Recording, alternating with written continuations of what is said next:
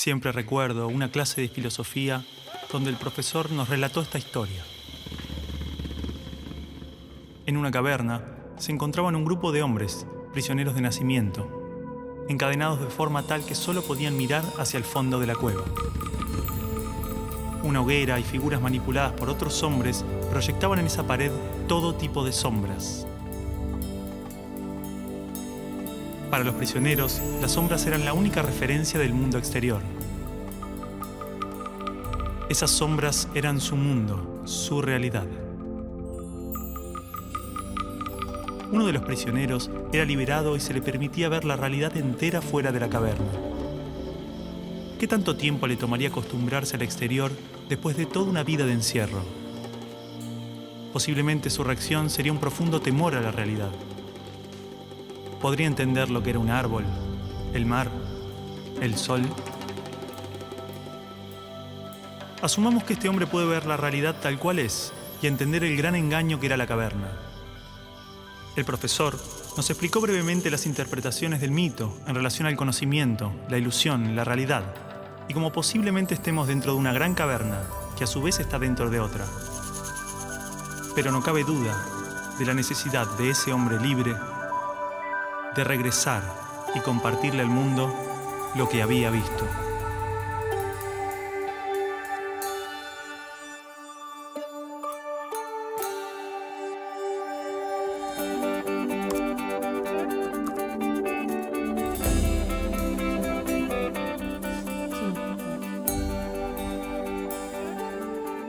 Bueno, y es así como en su 11ª tesis él llega a la idea de que el filósofo no solo tiene que entender la realidad, sino que tiene que llegar a transformarla. ¿Sí? Medios de comunicación, miles de libros, todos los discursos políticos, organismos internacionales, expertos, filósofos, páginas de internet. Todos coinciden en la importancia de la educación. Se invierte en capacitaciones, mejoras edilicias e investigaciones. Se compran libros, netbooks, pizarras digitales. Se dictan cursos, suben salarios, bajan salarios. Se imitan modelos extranjeros. Todo para mejorar la educación. Esto no evita que haya tantas escuelas como realidades sociales. Escuelas marginales, para pobres, escuelas depósito. Escuelas para obreros, profesionales, escuelas de clase media. Escuelas públicas y privadas. Escuelas para ricos, escuelas de la élite. Gran parte pretende incluir y contener a la mayor cantidad de estudiantes. Muchas otras se concentran en formar trabajadores de diferentes jerarquías. Y solo unas pocas se dedican a los supuestos resultados de excelencia. Más allá de sus diferencias, todas trabajan y aspiran a un ideal de escuela común. ¿Hasta qué punto esta escuela ideal nos ayuda a desarrollarnos individual y colectivamente? ¿Realmente este paradigma educativo busca que las personas tengan una buena calidad de vida y trabajen para la mejora de su comunidad? ¿Hay otro tipo de escuela que lo logre? ¿Hay alguna educación pensada con estos ideales? Esto nos llevó a abrir las puertas de un mundo oculto para muchos de nosotros. Esta película es parte de un proceso que posiblemente no tenga fin, una pregunta que seguramente no tenga respuesta, una búsqueda sobre cuál es la naturaleza del aprendizaje y la educación, qué errores cometimos y principalmente qué ideas nos sirven para seguir buscando, seguir aprendiendo.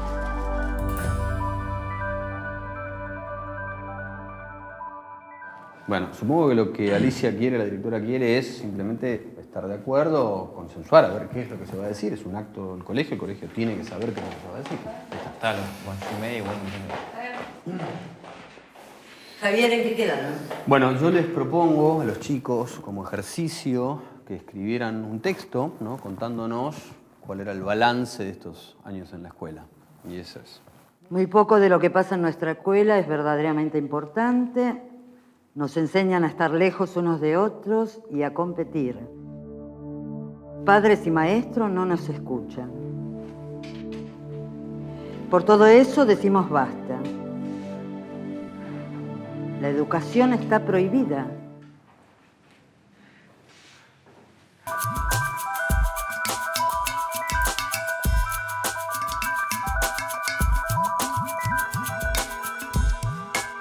Y el estudiante no aprende después de 12 años a leer comprensivamente, no aprende las operaciones matemáticas, no aprende, en fin, aprende muy poquito.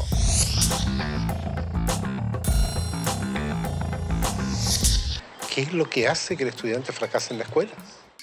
Y el convencimiento va por la comprobación de que no es el estudiante el que fracasa, es el sistema el que está más planteado. Es que las reformas educacionales actuales en boga en muchas partes están mal enfocadas.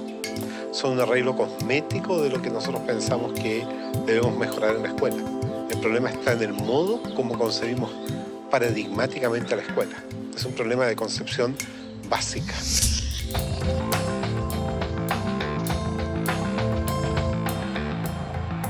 Las escuelas y los colegios de América Latina no son más que espacios de tedio y aburrimiento. Y yo siempre los invito a que pasemos por los colegios para que miremos una caricatura que hay que romper. Y es el maestro en un tablero dictando clases en pleno siglo XXI. Eso no tiene sentido. Una materia estática, una materia que no tiene movimiento, una materia que dice solamente palabras. Yo soy el adulto, yo soy el que les va a dar a ustedes esta información. Esto lo tiene que saber así como está, porque es así. Ustedes son los niños a callar y obedecer. ¡Silencio! ¡Cállese! ¡Que usted nunca sabe nada! No buscan, por así decir, otro desarrollo que el desarrollo curricular. Están muy centrados en los propios contenidos. Quien no aprende a leer y escribir y calcular, entonces no está educado. No, porque solamente focaliza el trabajo en algunas capacidades, en algunas áreas.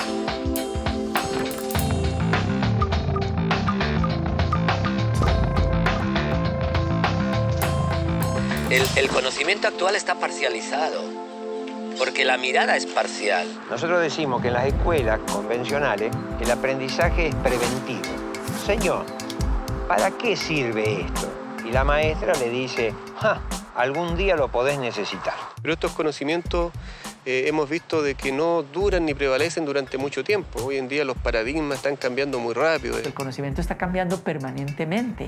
Entonces, lo que ha pasado es que los sistemas educativos no han cambiado tan rápidamente como el resto de la sociedad. Ahí es donde está el problema de fondo.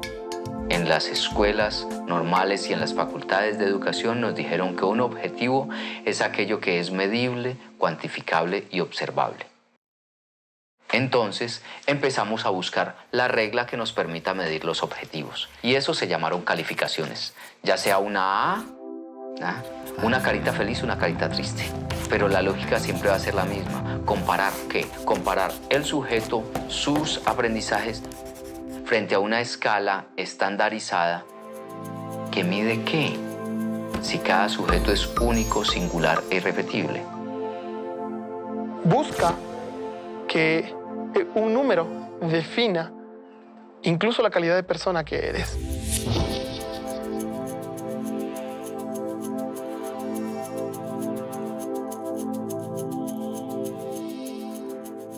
Entonces, por ejemplo, creo conflictos a nivel cognitivo. A ver quién es el primero que realiza, con lo cual unos son ganadores, los otros son perdedores. Cada vez que hay perdedores hay alguien que se siente feo. Era obvio. Se estimula mucho a los chicos a competir entre ellos. Los mejores alumnos tienen reconocimientos, tienen premios. Aquellos niños que no les van bien en los exámenes, se les llama la atención. 4. En muchos casos ni siquiera son tenidos en cuenta. Todo el mundo habla de paz, pero nadie educa para la paz. La gente educa para la competencia y la competencia es el principio de cualquier guerra. En teoría, todas las leyes de educación nos hablan de objetivos de desarrollo humano profundos, valores humanos, cooperación, comunidad, solidaridad, igualdad, libertad, paz, felicidad, y se llenan de palabras hermosas. La realidad es que la estructura básica del sistema promueve justamente los valores opuestos. La competencia, el individualismo, la discriminación, el condicionamiento, la violencia emocional, el materialismo. Cualquier idea que se promueve desde el discurso es incoherente con lo que la estructura sostiene. A ver, a pesar de que la escuela teoriza y discute sobre principios y valores, los discute como contenidos. Si yo vengo de un paradigma fragmentado, donde a mí lo que me interesa es enseñar historia, yo voy a ver cuánto de historia sabe este sujeto después de que yo le hablé de historia y le hice leer un libro de historia. Y para mí ese sujeto terminó. No tiene más nada que ver conmigo. Si ese sujeto sufre o no, viene de buena familia o no, tiene plata o no. Es decir, para el maestro tradicional, lo más fácil es seguir haciendo lo que ha hecho durante muchos años. ¿Usted quiere ser un mediocre toda su vida? O lo que ha aprendido por tradición. Usted ya no es más un nenito de segundo grado. Entonces, el enseñar se convierte simplemente en un proceso de reproducción simbólica. No quiero que huele una mosca. En la Argentina, la inmensa mayoría de los niños en este momento dicen, qué macana, hoy es lunes, tengo que ir otra vez a esa escuela. Pero ese no es el peor de los datos. La inmensa mayoría de los docentes en la Argentina dicen eso mismo. Yo creo que los maestros actuales son hijos de un sistema. No es que el maestro nazca o quiera ser profesor para ser bueno o malo. Es lo que el Estado le permite. ¡Basta! ¡Se quedan sin recreo! Ah, no. No me venga con que tiene problemas en su casa.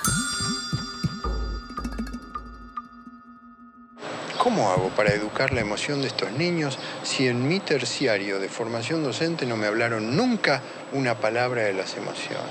Si siguen hablando, los voy a separar, ¿eh?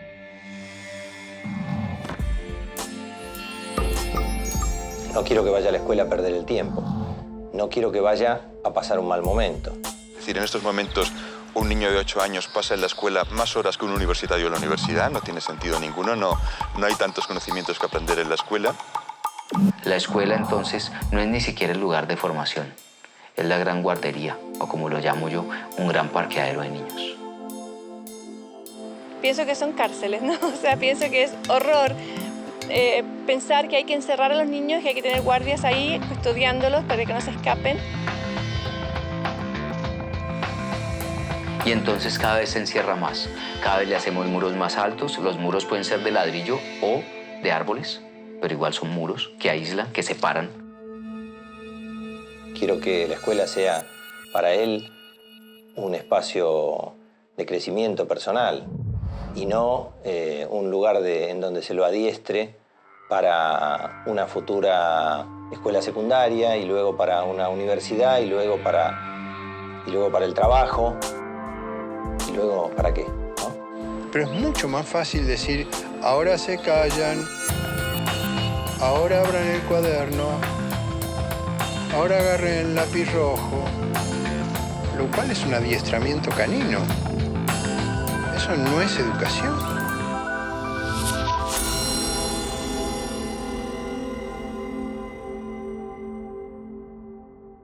Sí, bueno, en realidad lo que los chicos me dicen es que este texto ellos pensaban leerlo en el acto.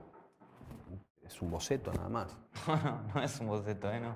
Así como está lo vamos a leer. No, Martín.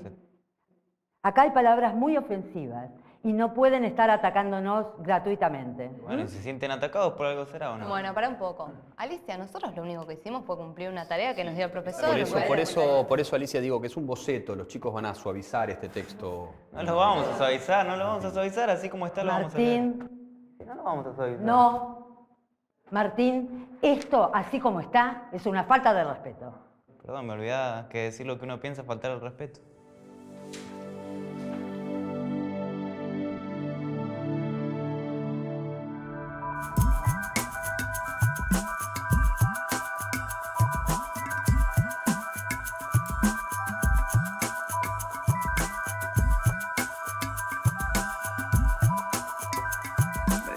Esto casi no se sabe, pero la educación pública, gratuita y obligatoria fue inventada en algún momento de la historia.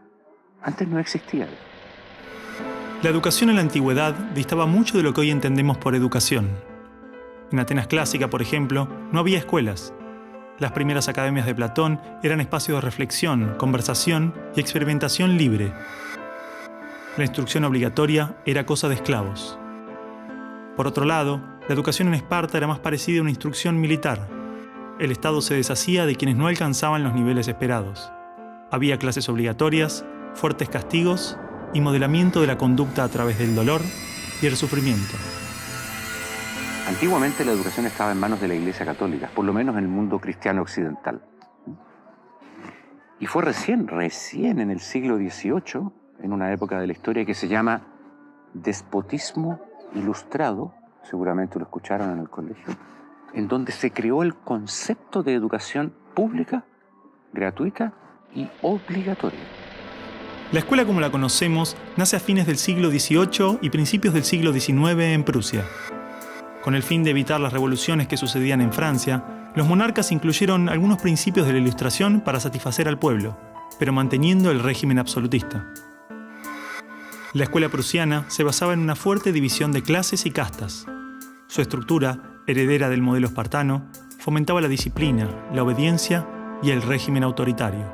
¿Qué buscaban estos déspotas ilustrados? Un pueblo dócil, obediente, y que se pudiera preparar para las guerras que hubieron en esa época entre todas las naciones que estaban naciendo. Por ejemplo, Catalina la Grande de Rusia llamó a los enciclopedistas franceses a preparar esto mismo. Diderot, uno de los más famosos, estuvo allí para armar este paquete, ¿sí?, formador, no de ciudadanos, sino que de obedientes súbditos de estos estados. Las noticias del exitoso modelo educativo viajaron rápido, y en pocos años, educadores de América y Europa visitaban Prusia para capacitarse. Con el paso del tiempo, el modelo se expandió a nivel internacional. Muchos países importaron la escuela moderna con el discurso del acceso a la educación para todos, elevando la bandera de la igualdad, cuando justamente la esencia misma del sistema provenía del despotismo, buscando perpetuar los modelos elitistas y la división de clases. Ese es el origen de la educación pública. Fíjense ustedes que Napoleón, un poco posterior, y enemigo jurado de todos estos déspotas, hizo lo mismo. Él lo decía con todas sus letras. Yo quiero formar un cuerpo docente para poder dirigir el parecer de los franceses. ¿Se entiende? Él lo tiene claro. Y eso opera, se sepa o no se sepa, hasta el día de hoy. La escuela nace en un mundo positivista regido por una economía industrial. Por lo tanto, busca obtener los mayores resultados observables con el menor esfuerzo e inversión posible, aplicando fórmulas científicas y leyes generales. La escuela era la respuesta ideal a la necesidad de trabajadores, y los mismos empresarios industriales del siglo XIX fueron quienes financiaron la escolarización obligatoria a través de sus fundaciones.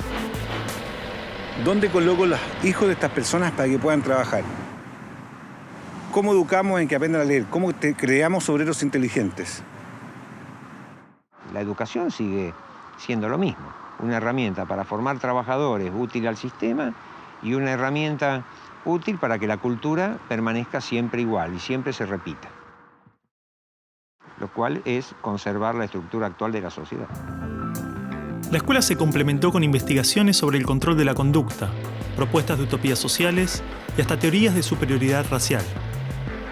No es de extrañar que los primeros estados con el sistema prusiano o similar fueran con el paso de las generaciones focos de xenofobia y nacionalismo extremo. El modelo de producción industrial en cadena de montaje era perfecto para la escuela. La educación de un niño era comparable a la manufactura de un producto. Por lo tanto, requería una serie de pasos determinados en un orden específico, separando a los niños por generaciones en grados escolares.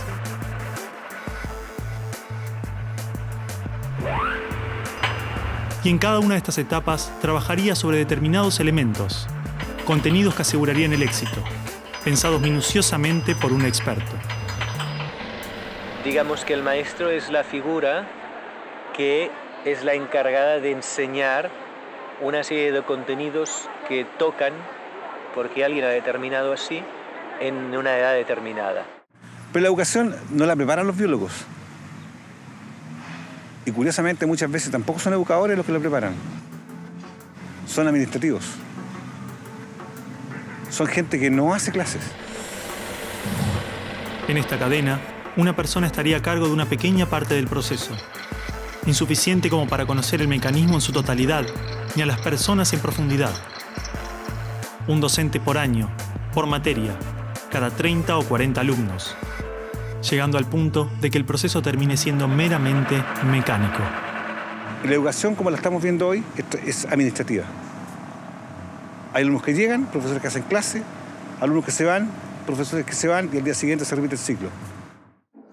Un profesor estatal es un funcionario en que la autoridad le dice: usted tiene que enseñar esto, esto, esto y de esta forma.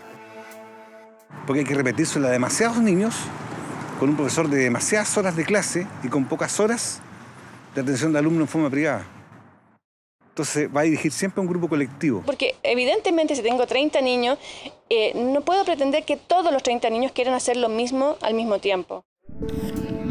Este sistema de cadena de montaje, que nace con el taylorismo, fue aplicado tanto en la industria, la escuela y el ejército de diferentes países y culturas de Occidente. Hasta hace pocas décadas la escuela tenía estas cosas de cuartel y de asilo. Incluso el recreo termina con un timbre anónimo, no humano, que indica a los niños que deben adiestrarse poco a poco para pararse en una determinada baldosa detrás de determinada cabeza para formar una fila, generalmente de menor a mayor. Durante los últimos siglos, hemos construido nuestras escuelas a imagen y semejanza de las prisiones y las fábricas, priorizando el cumplimiento de las reglas, el control social.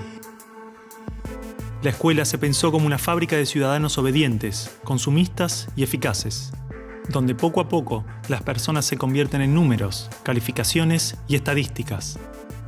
Las exigencias y presiones del sistema terminan deshumanizándonos a todos, porque van más allá de los maestros, directivos o inspectores escolares.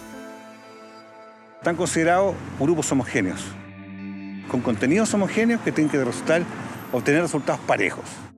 Que todos tenemos que saber lo mismo. A pesar de que los adultos no sabemos todo lo mismo, a pesar de que no nos dedicamos todo a lo mismo, en las escuelas todos tienen que querer hacer lo mismo y hacerlo igualmente bien.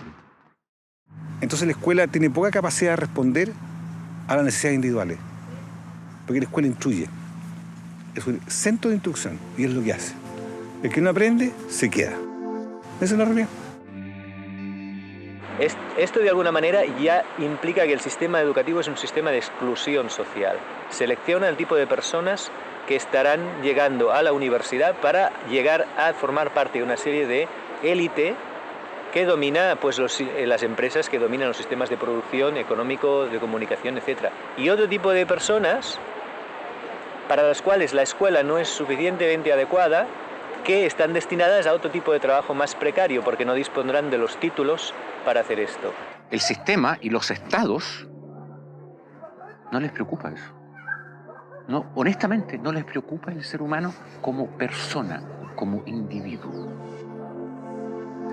Y en esos términos, toda educación que busque otra cosa tiene que ser prohibida. La realidad es que la esencia de la escuela prusiana está inmersa en la estructura misma de nuestra escuela. Los test estandarizados, la división de edades, las clases obligatorias, las currículas desvinculadas de la realidad, el sistema de calificaciones, las presiones sobre los maestros y niños, el sistema de premios y castigos, los horarios estrictos, el encierro y la separación de la comunidad, la estructura verticalista. Todo esto sigue siendo parte de las escuelas del siglo XXI. La escuela está cerrada al mundo exterior. Te explicaba el título de mi libro, del mapa escolar al territorio educativo, para indicar esa fábula del cartógrafo que cuenta Borges, que empieza a ser un mapa de un territorio determinado y se entusiasma de hacerlo lo más perfecto posible. El mapa termina reemplazando al territorio. Entonces hoy día la escuela se enclaustró, se metió dentro del mapa. ¿Qué es lo que enseña? Verdades que están en el mapa, no en el territorio. Escuela no es sinónimo de educación. La escuela podrá ser un viejo mapa a la sabiduría, pero la educación es el territorio donde todo el aprendizaje sucede.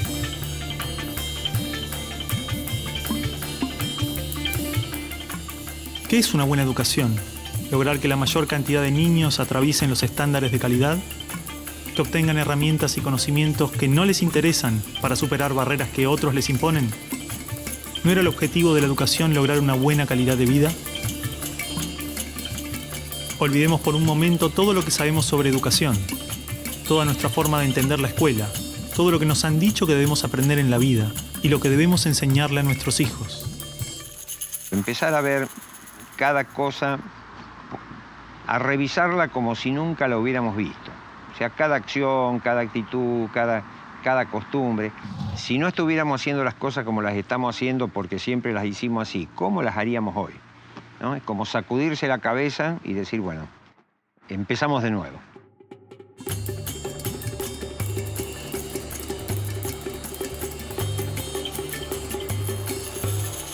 Empecemos de nuevo.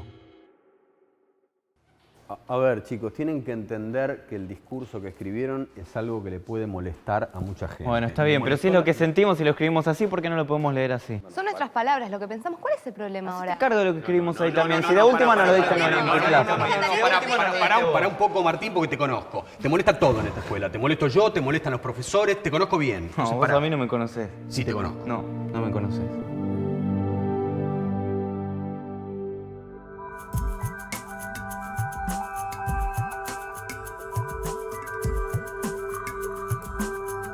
Nosotros no queremos enseñadores, queremos educadores. Eso es fácil. Lo que es difícil es ayudar a producir el normal desarrollo de una persona. Si yo quiero hacer eso, lo primero que tengo que conocer es al ser humano intrínseco. ¿Qué potencialidades trae? ¿A qué edades trae qué potencialidades? Pero no sigue al niño, no está observando al niño. No conoce realmente al niño, a cada uno particularmente, sino que conoce mucho la teoría. Entonces es como que un adulto que sabe lo que debe hacer el niño, pero está ciego un poquito hacia la realidad. O sea, el centro de esta educación es el niño. Entonces sí está pensada desde cuáles son sus necesidades, no desde cuáles son las necesidades nuestras como adultos.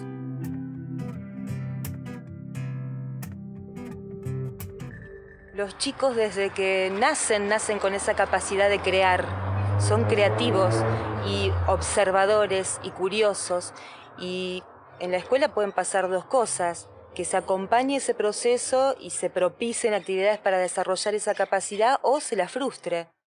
De hecho, podríamos caracterizar que el ser humano propende a aprender. Incluso podemos decir más todavía, no es ningún mérito del ser humano aprender. Más todavía, es que no puede no aprender. Tú lo ves, él todo el tiempo te está preguntando, ¿y esto por qué? ¿Y esto por qué? ¿Y esto por qué? No es que uno tenga que inculcarle a él las ganas de preguntar, él lo tiene en su esencia. ¿Ya? Basta que tenga órganos sensoriales y percibe, ¿no es verdad? Basta que tenga su cerebro y piensa y razona, e imagina, crea, fantasea. Pero en la escuela se consigue justamente acallar.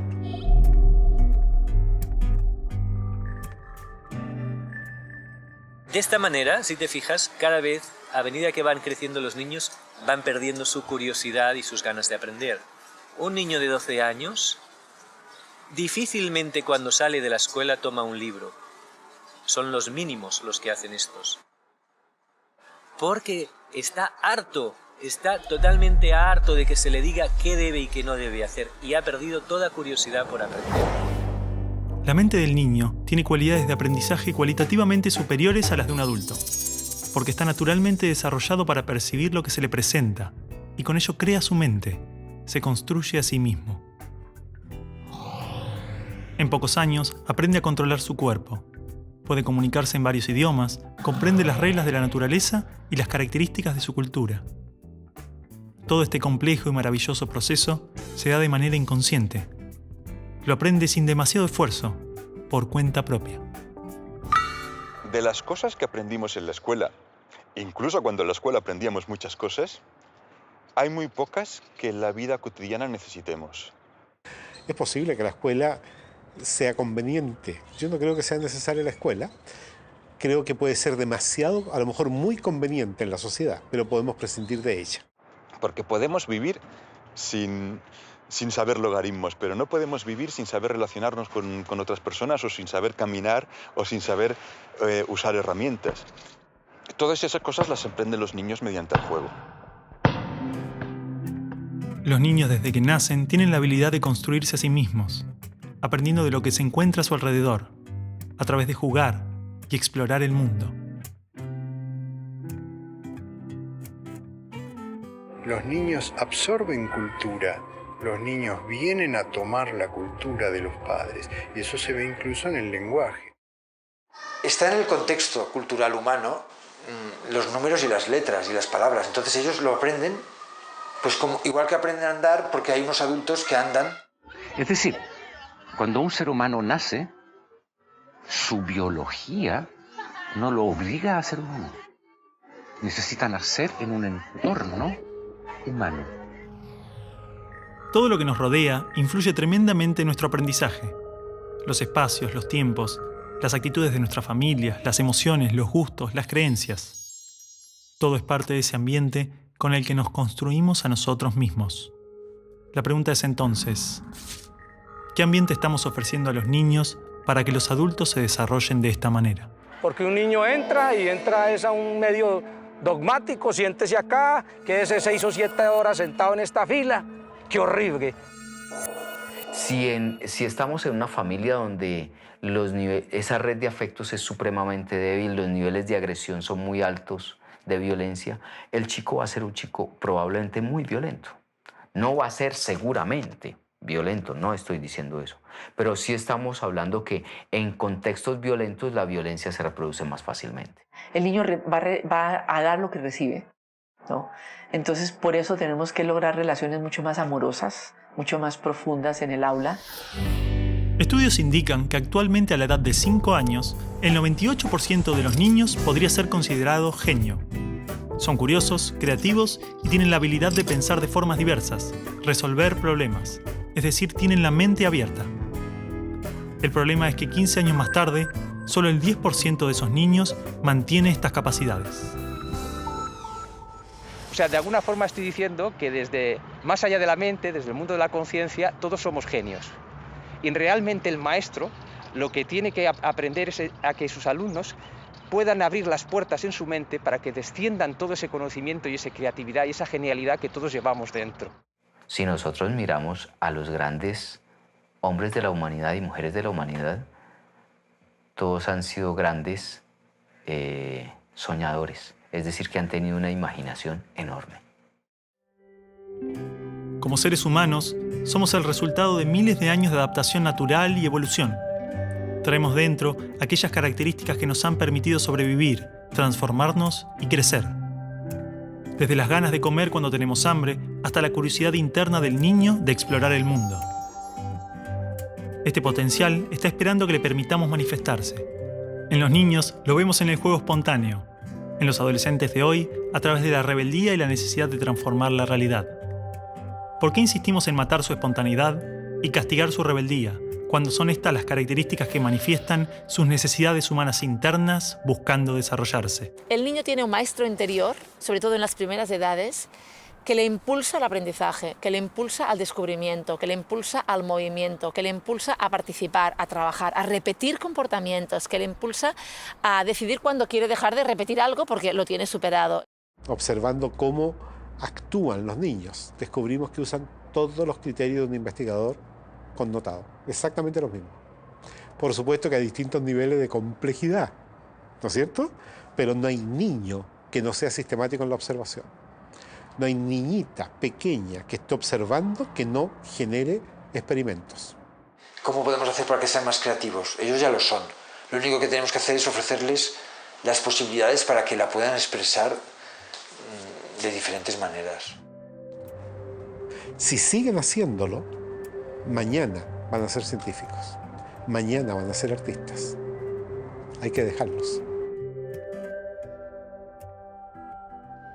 Dale, Martín, no hace falta. A ver, ¿qué ganas con esto? Ya está. Ellos plantean el tema de las notas, por ejemplo. Dicen que lo único que nos importa es la nota final, que no nos importa si estudian, no estudian, si aprenden o no aprenden. Dale, Martín. Basta, ya está. ¿Qué gano? Me saco las ganas de eso. No, y que además los estamos, de alguna manera, haciendo competir entre ellos por esa nota. ¿Vos pensás así también? Mira, creo que no es un planteo tan equivocado, tan errado. Evidentemente, algo de la estructura de la escuela no les hace bien. Mira, Javier, yo creo que lo que les hace mal a los chicos es la sociedad. Y con la sociedad que tenemos, lo mejor que le puede pasar es venir a la escuela, ¿no te parece? Está bien, pero digo, esto es bastante fuerte. No, ya sé, pero... Acá está todo lo que aprendí en 5 años de colegio. ¿Saben qué va a pasar con esto? Me lo voy a olvidar todo. Es más, ya me lo olvidé.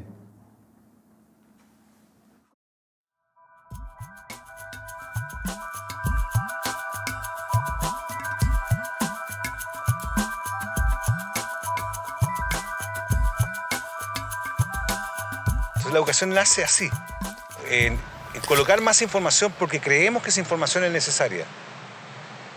La pregunta que yo hago es, ¿cuánto nos acordamos nosotros de lo que nos enseñaron en la enseñanza básica, por ejemplo? ¿Cuánto nos acordamos de los contenidos enseñados en la enseñanza media? Es que la manera en que usted lo introduce no motiva a nadie. Y el estudiante cree que lo único que tiene que hacer es repetir, repetir, repetir, hasta que eso se le meta en la cabeza. Repitan. A ver. Actinio, AC, 3, mental. Actinio, AC, 3, mental. A ver. Cuando yo repito, algo que me dicen que tengo que repetir, simplemente me transformo en un repetidor. Ácido desoxirribonucleico. Ácido desoxirribonucleico. Ácido desoxirribonucleico. Comprenda o no comprenda, no interesa, porque lo que importa es que yo diga de la misma manera lo que está dicho. Ribonucleico. Ácido desoxirribonucleico. Ácido desoxirribonucleico. Si yo le exijo a un niño más de lo que él puede dar, empiezo a generar estrés en este niño. Ácido desoxirribonucleico. Ácido desoxirribonucleico. Ácido desoxirribonucleico. Ácido desoxirribonucleico. Ácido desoxirribonucleico. Aprender se convierte en un proceso fastidioso, en un proceso difícil y dejo de aprender. Todo lo que tú puedas aprender en el colegio, en el día a día, pasa a segundo plano si no es parte de tu decisión, si no es parte de tu opción. Son conocimientos fríos, son palabras que pueden irse con el tiempo. La información o el saber podemos almacenarla en nuestro cerebro, un libro o una computadora. Pero la comprensión es una herramienta en constante crecimiento, con características únicas que varían según cada persona. Implica crear y establecer relaciones entre criterios, y así resolver problemas. Y construir nuevos conocimientos. Los niños no eran autómatas que simplemente copiaban o repetían las cosas porque sí, sino que realmente había como más conciencia de parte de ellos de lo que estaban haciendo. Ese concepto va a entrar en él, lo va a asumir de una manera relacionada con su vivencia. Si no se disfruta del aprendizaje, no hay auténtico aprendizaje. Y sobre todo, la genialidad que cada alumno lleva dentro no puede descender y no puede enriquecer al resto de la clase ni al propio maestro. El aprendizaje profundo solo puede estar fundado en el interés, la voluntad, la curiosidad, y se origina más allá de las fronteras de la razón. Es mucho más que analizar o relacionar conceptos. Aprender implica un profundo proceso, donde se crean relaciones entre la persona y su entorno. Porque es que hay un principio también que maneja la neurociencia. Lo que más le gusta al cerebro humano es conocer, pero cuando conoce con dicha, goza y placer, que es el aspecto de la lúdica. Hemos partido del cerebro emocional para ir al cerebro lógico. Y esa lógica es válida, es buena, es más compleja. Hay algo maravilloso en ver el momento del descubrimiento, que es el momento del aprendizaje. Ese chico no se olvida nunca más de cuando llegó a entender el porqué. Antiguamente el conocimiento solo podía encontrarse en bibliotecas o universidades. tener acceso era vital para el aprendizaje. Hoy, el libre acceso a la información, las bibliotecas virtuales, la construcción colectiva del conocimiento, logran que no solo el conocimiento esté al alcance de todos, de forma abierta y plural, sino que se actualiza constantemente. Lo que nosotros podamos aprender en la escuela hoy, dentro de 4 años, a lo mejor cuando el chico salga de la escuela, ya va a estar completamente desactualizado. La educación, al escolarizarse, se metió dentro de la escuela y perdimos los criterios exteriores de la naturaleza. Hoy día leemos los criterios que salen en los libros. Y el problema es que como son muchos de ellos verdaderos, ¿para qué me voy a poner a discutirlos? Pero con eso desvirtuamos lo que es el proceso educativo, que es de descubrimiento, no de aprendizaje de las verdades. Ya no va a bajar las cosas como verdades. Las va a presentar y al mismo tiempo va a estar dispuesto a dudar de ellas y a revisarlas juntos, ¿no?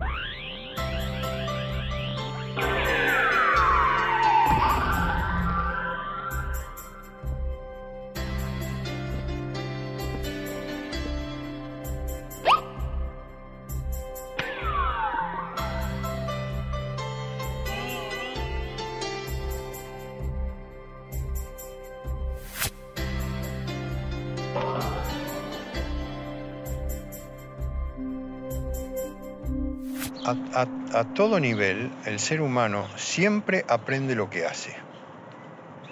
Tiene que esforzarse para aprender lo que no hace. Primero fue la acción y luego viene lo cognitivo, ¿sí? Y a veces nosotros miramos lo motriz como algo peyorativo y resulta que la motricidad está muy ligada a la parte cognitiva. Es decir, el juego es un reto a lo desconocido. Un reto a lo que puede suceder, porque cuando un niño juega o se pone enfrente a esto, pues parte del principio de que pone algo en movimiento. En la educación siempre estamos poniendo en movimiento.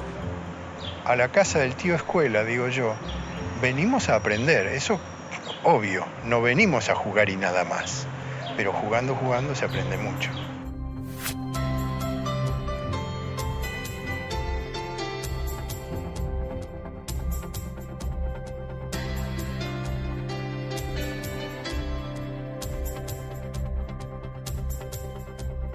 Estudiamos a través de salir a la naturaleza, buscar las cosas, explorar, encontrar, vivenciar. Cuando tú trabajas y conectas con la naturaleza a los niños, todo sale. Ir a esa escuela es un placer porque todos los días tenemos tantas cosas para experimentar, para investigar, para agradecer que estamos vivos. La tarea del educador entonces consistirá en todo momento mostrar misterios, mostrar situaciones en la naturaleza que, aunque estén descritas ya por la ciencia, no lo están para el educando. De tal manera que el educando se sorprenda frente a algo y trate de encontrarle una explicación. Se ha generado todo un movimiento de décadas llamado escuela activa, donde el niño hace, produce, sale del banco. Pero esto no es nuevo, esto lo escribió Piaget en los años 50. No se pone en práctica porque da fiaca. A principios del siglo XX surgieron variados movimientos en la pedagogía. Exponentes de diversas partes del mundo desarrollaron experiencias educativas concentradas en la acción, la libertad del niño y la construcción autónoma del aprendizaje, replanteando toda la estructura de la escuela tradicional. Pero a mediados de siglo, todas estas ideas transformadoras comienzan a caer en el olvido con el miedo a los estados totalitarios. Bueno, el método está centrado en que el niño es el que aprende, totalmente.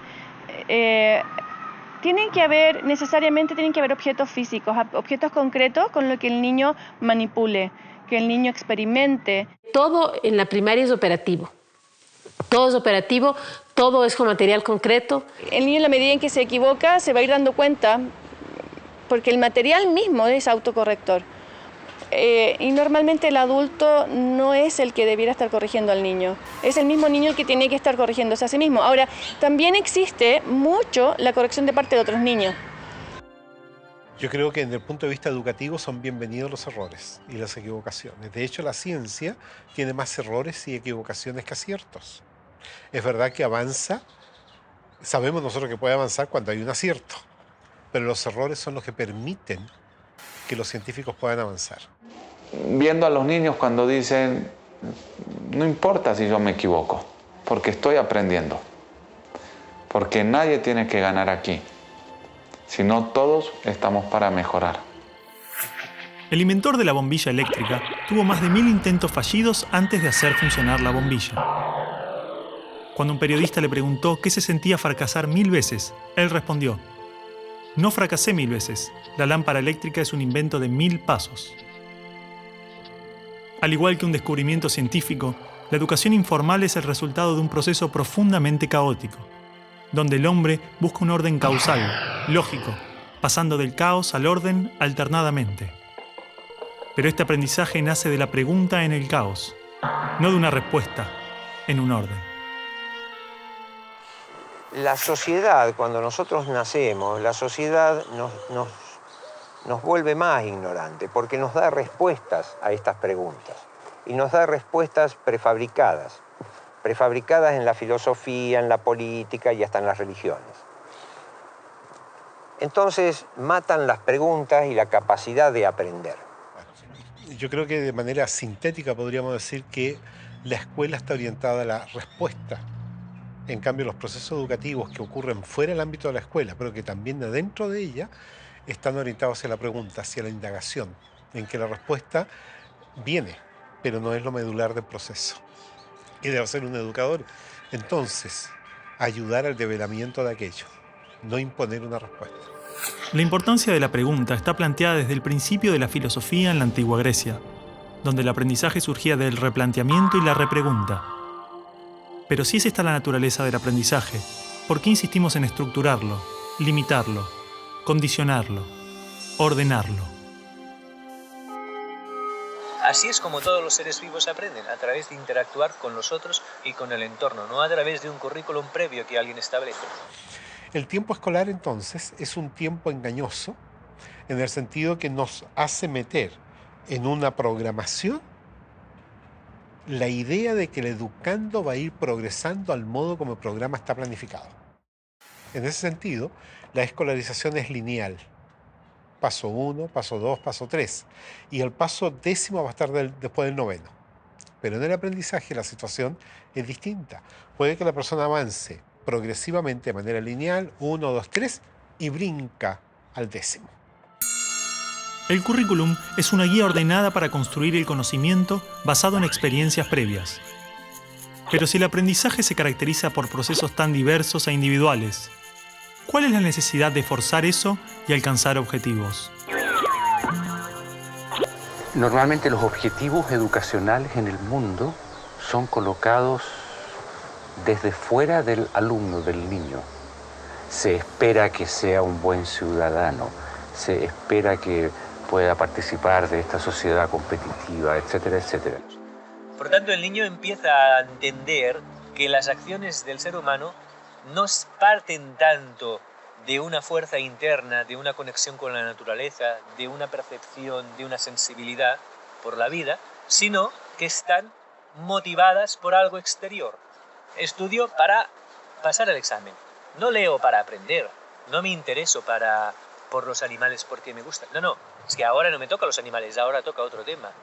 Si yo no muevo realmente el interés, si no desarrollo las partes creativas, estoy generando robots con objetivos y por lo tanto en el camino se va a quedar un 60, un 70% de los niños con potencialidades maravillosas. Nuevamente, repitan. Accinio, ace, tres, metal. Accinio, ace, tres, metal. Accinio, ace, tres, metal. Accinio, ace, tres, metal. actúo porque si hago esto, conseguiré un premio, tendré un coche de esta manera y tal. Y si esto significa que tengo que especular o que tengo que pasar por encima de quien sea, tengo que mentir y tengo que pisotear al que tengo al lado, me es igual. ¿Esto qué tipo de relación educativa lleva esto? Un tipo de relación educativa que pone el énfasis en el resultado. Al crecer, la escuela y la sociedad nos llevan a asumir motivadores externos para alcanzar los objetivos. Y difícilmente podemos entender que alguien pueda realizar algo sin interés, más que el propio placer del proceso. Pero un niño pequeño no tiene un lugar a donde ir, simplemente disfruta de crecer, camina por el simple placer de caminar y explorar, y esto lo hace desarrollarse. Su motivación no está en el objetivo ni en el resultado, está en el camino. Lo que podemos decir es que no tenemos objetivos concretos sobre la vida de los niños, que tengan que aprender determinadas cosas, que tengan que ser de determinada manera. Esos objetivos no los tenemos.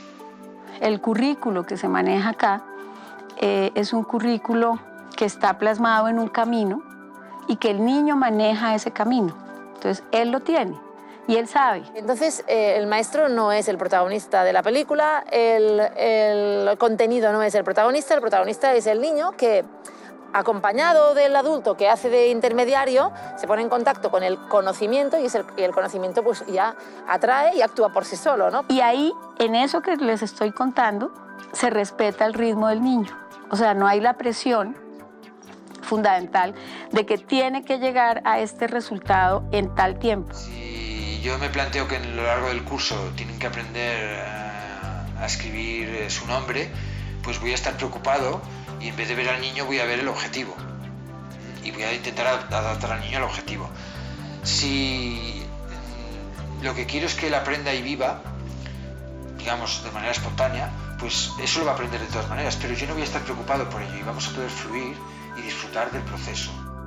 Finalmente los chicos no solamente la pasaron mejor, es decir, dentro de 20 años tendrán un mejor recuerdo de su escuela, que ya es muchísimo, sino que además tienen rendimientos mejores con resultados a largo plazo mejores.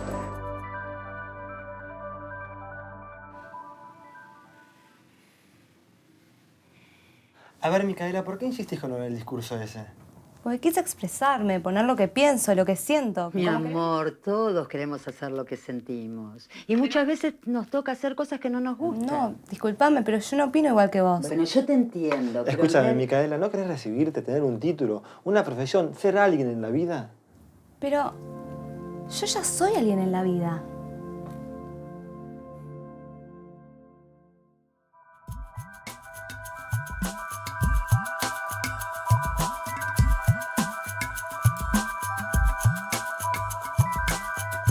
Uno se encuentra con dos carriles pedagógicos básicos. Uno que es debo adaptar el niño a la cultura y otro que es debo adaptar la cultura al niño. Léase derecha e izquierda pedagógicas. Es así de sencillo. Y en algún lugar del medio debe estar la verdad. La escuela construyó sus cimientos sobre una idea fundamental que trasciende a toda su estructura: la noción de que los niños están vacíos, y en consecuencia, su individualidad puede ser rota y reformada, intervenida acorde a necesidades externas. El niño ha sido considerado un objeto de estudio, una rata dentro del laboratorio de socialización más grande de la historia, cuyo principal objetivo fue modelar al ser humano. Esto es muy humano, ¿no? Pensar que el bosque, si no lo cuidamos, se estropea. El bosque, con dejarlo tranquilo, es suficiente.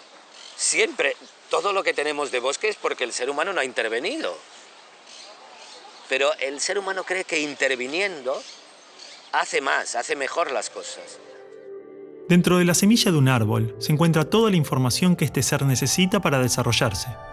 El ambiente que lo rodea contiene todo lo que ese árbol necesita para crecer, pero este desarrollo depende de la estructura interna de esa semilla. Todas las reacciones a las condiciones externas están planificadas en el interior de cada ser, tanto de un árbol como del hombre. La formación de los órganos vitales, la estructura ósea, los tejidos, las características básicas de cada uno de nosotros son el resultado de un proceso interno, autónomo, que no requiere la intervención del ser humano, donde la madre solamente satisface los recursos necesarios, pero no dirige. Cualquier célula tiene una estructura interna que le permite saber inconscientemente qué necesita en cada momento, cómo ha de ser el entorno a su alrededor, que para satisfacer las necesidades internas de la célula, expresadas genéticamente, para que esa célula pueda llegar a ser lo que en potencia ya es. Es decir, el objetivo de la vida es vivir y autorrealizarse. Para eso ese organismo necesita encontrar un entorno que respete, que satisfaga esas necesidades internas. Había un jardinero que tenía tanto amor a las plantas y entonces las cuidaba tanto que iba allí y en cuanto empezaban a brotar iba estirando del tallo. ¿Qué sucedió? Todas o se deformaron o murieron. O sea, el crecer es innato. No tienes que estirar a nadie, no tienes que hacer que saque nada. Solo tienes que procurar que le llegue lo necesario. Para sobrevivir, esta célula tiene ciertas necesidades básicas: alimento, seguridad y tal vez el elemento más importante que ha hecho posible toda la evolución biológica: el amor. Una vez que la célula cuenta con estos recursos, comienza a desarrollarse, a autorrealizarse. El amor es necesario en todo momento del desarrollo de la vida. En su gestación es la compañía y la protección del útero. Luego es el contacto corporal, el apoyo emocional, expresiones, gestos, sonidos, hasta el entendimiento, la aceptación, el respeto y la confianza en el otro. Si el amor es vital para el desarrollo y el aprendizaje, ¿por qué generalmente intentamos educar con amenazas, castigos, tensiones, olvidando el amor? ¿Y qué hacemos los adultos? Tenemos que conseguir que haga lo que nosotros queremos. Y ahí entran los premios y los castigos. No, yo te evaluaré y te pondré un examen y tú tendrás que pasar el examen. Y si no lo pasas, llegarán unas notas, unas calificaciones malas que tus padres cuando las vean te reñirán y bla, bla, bla, bla, bla, y habrá una serie de consecuencias. No, nos falta capacidad de amar. Entonces, normalmente amamos de un modo estrecho. O sea, yo te amo si coincides conmigo, si no, no te amo. Este es nuestro modo normalmente de amar. Cuando la persona no se siente amada o tiene conflicto en esto, crea una representación de sí mismo. Va contando algo de él que no es él. Entre más intenso el dolor, más lejos la representación de la persona real. Si me obligan a hacer toda una serie de cosas con las cuales yo no estoy para nada interesado, aunque se me intente motivar extrínsecamente a través de premios, castigos, notas o caramelos, mi necesidad puede ser otra. Pero esta necesidad yo no la puedo atender porque se me está obligando a hacer otra cosa. Con lo cual yo voy perdiendo cada vez la conexión con mis propios recursos, con mi propia fuerza vital. Los premios y castigos operan manipulando las necesidades básicas. Cuando no recibimos amor o protección, hacemos lo posible para obtenerlos, generando mecanismos de conducta y comportamientos que nos permiten sobrevivir. Nos condicionamos. Ese niño no estudia para aprender, no trabaja por placer, ni para realizarse. Lo hace porque si no pierde la seguridad, el amor, siente que muere. Todo su accionar pasa a estar controlado por el miedo. De alguna forma lo que se hace en la escuela actual, estoy generalizando, es sembrar ese miedo. Se pone límites a la persona en vez de todo lo contrario. Y poner límites es el miedo. En nuestra mente estructurada, cuando creamos dentro una creencia, la forma que tiene la mente para que no salirnos de esa creencia y crear fuera es el miedo. Cuando nosotros nos acercamos al borde de una creencia, sentimos miedo. Es un mecanismo de control, es un mecanismo de manipulación ética. Si tú te portas bien, yo te califico bien. Eso es un modelo conductista. Ese es el gran modelo conductista que tanto daño ha hecho a nuestra sociedad. El Manifiesto Conductista de 1913 promovía una psicología cuyo objetivo era la predicción y el control de la conducta. Mediante experimentos con ratas, animales y su condicionamiento, se desarrolló una ciencia del control social, utilizada para pensar las bases de la escolarización moderna, la publicidad, la propaganda política, el entrenamiento militar y los ejercicios de tortura. La manipulación de masas a través del miedo. lo que vemos actualmente en nuestro mundo, todo tiene como bases el miedo. El miedo al cambio, el miedo al progreso, el miedo a ser tú mismo, el miedo a amar, el miedo a revelar tu ser enfrente de este mundo. Entonces estamos creando una sociedad en que la gente trabaja en cosas que no le gustan por conseguir dinero, por conseguir posición. O sea, es la sociedad del autoengaño. Tengo un diploma de, tengo un título de, tengo... Y el tener es lo que nos separa realmente de nuestra identidad, es lo que nos vuelve a llevar al miedo. Tengo que aparentar que soy. Los chicos que han estado y que han salido de este tipo de escuelas nos comentan muy alegres que ellos no sienten esa presión, porque han descubierto a lo largo de su infancia y de su adolescencia que las cosas las hacen por un placer personal, por un gusto personal, por una meta personal. O sea, lo importante es estas ganas de vivir. Sin estas ganas de vivir, la vida no vale la pena, ¿no? Entonces los niños nos muestran estas ganas de vivir que como adultos hemos perdido. Así que las primeras preguntas tendrían que ser, ¿estoy cuidando las ganas de vivir de este niño o no? Es decir, cuando el niño está bien cuidado, y bien cuidado significa respetado en sus procesos vitales, acompañado por adultos disponibles, con una serie de límites que le ayudan a fortalecerse, cuando el niño está bien cuidado, el niño tiene ganas de construir cosas con los otros desde el amor. Si un niño siempre hace lo que le manda el adulto, llega un momento que ya desconecta de sí mismo. En cambio, si ellos están acostumbrados a seguir su propio impulso, siguen conectados con su interior, saben lo que quieren, saben quiénes son. Los niños, además, te llevan de la mano y te muestran realmente, te dicen lo que necesitan. Es cuestión de escucharlos y de colaborar con ellos en su búsqueda. Una descripción de los organismos vivos es que son autopoiéticos, sistemas con la propiedad de producirse a sí mismos continuamente, y las relaciones que se dan entre ellos nunca son instructivas, sino de vida, despliegue y progreso. Es decir, en la naturaleza no hay órdenes externas, simplemente organismos conscientes conectados, pero en pleno desarrollo autónomo, en un aparente caos. Digamos que el estímulo no es necesario. No tenemos que motivar a los niños para nada.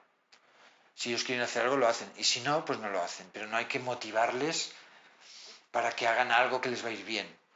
Porque ellos saben si les va a ir bien o no. Y que ellos puedan ir escogiendo y posicionándose de forma instintiva en aquello que realmente les va llamando la atención, les va estimulando, que descubran realmente el don que tiene cada uno de ellos. Se convierte en tu propia responsabilidad en vez de la responsabilidad de un sistema. O sea, quien yo quiera ser es mi propia responsabilidad, ¿no? Y el niño toma conciencia de esto desde pequeñito. La célula genera una membrana que la separa del entorno exterior. Esta membrana es semipermeable, es decir, permite que ingrese lo que necesita del entorno cuando lo necesita.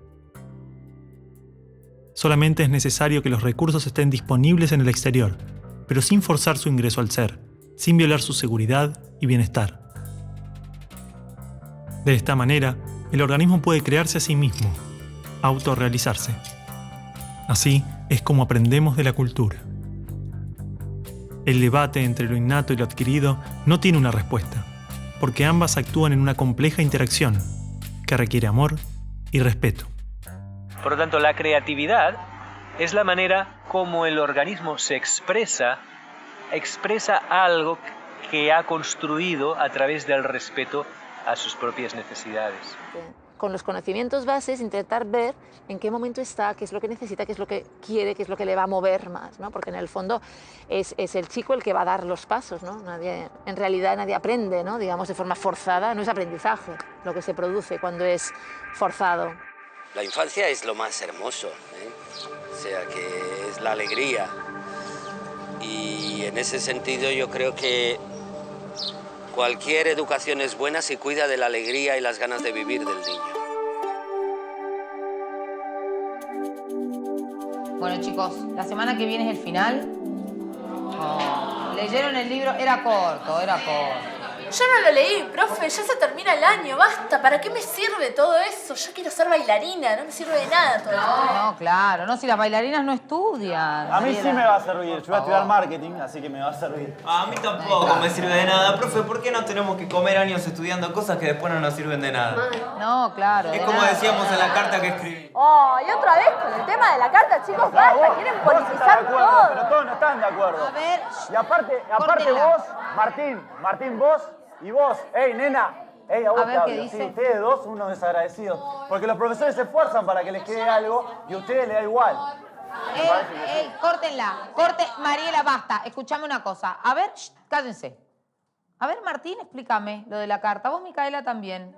Hablaban en nombre de todos sus compañeros. Lo terrible que era.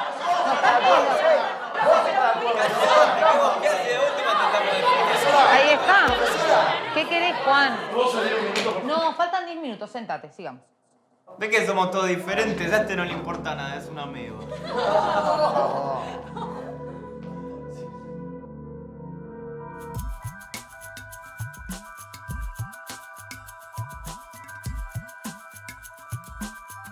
¿Por qué es necesario que los niños estén agrupados por edades? Porque hay un implícito detrás de esto. El implícito es que los niños de la misma edad tienen las mismas afinidades, tienen las mismas capacidades, son iguales. Claro, si tú a un niño pequeño le pones en un entorno para hacerle creer que él es igual que los demás y todos sus esfuerzos van a que él vea que es igual, el niño se va a sentir igual y va a tender a comportarse igual, a homogeneizarse.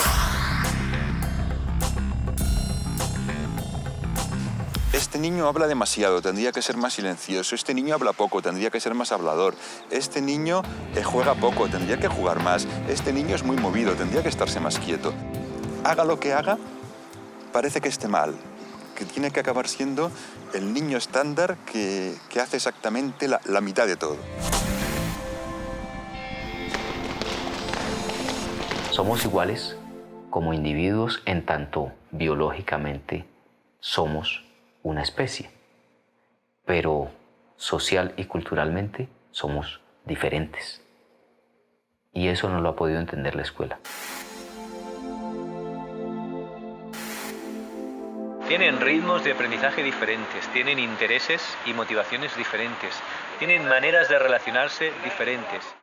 Gardner ya hace unos cuantos años definió que una persona no tiene solamente una inteligencia lingüística, verbal o lógico-matemática, sino que tiene inteligencias muy diversas, entre ellas también todo lo que hace referencia a lo emocional. La diversidad, de alguna forma, precisamente nos está diciendo que todos somos originales. Somos originales como individuos y somos originales como culturas y como sociedad. El valorar eso en cada uno y que cada niño sienta que las diferencias que tienen con los demás son lo que justamente hace más rica la vida. ¿Cómo logramos que se valore esta diversidad si ni siquiera la entendemos como adultos? Que tengamos igualdad de derechos no necesariamente implica que debamos hacer lo mismo. Hoy en día, muchos niños con intereses y comportamientos diferentes a lo esperado son diagnosticados con condiciones psiquiátricas. ¿Qué nos asegura que no estamos confundiendo la diversidad en los niños con enfermedades? Es una auténtica epidemia, una moda. En algunas zonas ya hay como un 10% de niños en las escuelas tomando psicofármacos para su supuesta hiperactividad. La hiperactividad no está demostrada que neurológicamente exista ni que sea siquiera una enfermedad, porque cumples unos criterios de diagnóstico y entonces alguien decide que tú eres un hiperactivo, que tú eres un superdotado, ¿no? Que estás dentro del límite de la normalidad aceptada para considerarte inteligente. Una de dos. O los niños ahora son mucho más hiperactivos que antes, cosa que me cuesta creer, pero que si fuera así tendríamos que preguntarnos cuál es la causa de ese problema y qué hemos hecho para que estén los niños así. O bien los niños son igual que antes y entonces ¿qué hemos hecho que ya no los aguantamos? Genio, ¿puedo ir a buscar tiza? Te dije que no. Señorita, ¿puedo ir al baño? Espera el recreo, no. Cuando etiquetamos a un niño de hiperactivo, todo el entorno se posiciona con el niño intentándolo frenar, intentándolo calmar, intentándolo tranquilizar. Con eso lo único que haces es poner nervioso al niño. Por lo tanto, te das cuenta que realmente cuando nos etiquetan, nos encasillan y nos cortan realmente las alas de ser personas y de sacar nuestro máximo potencial. Tradicionalmente, el test de coeficiente intelectual es utilizado para medir la inteligencia de forma lineal. De la misma forma, los exámenes miden el rendimiento en algunas condiciones. Pero estas formas de evaluar no contemplan decenas de variables que influyen tanto o más en el desarrollo y son vitales para la educación. El ser humano es un todo y requiere una visión global, una educación integral, holística.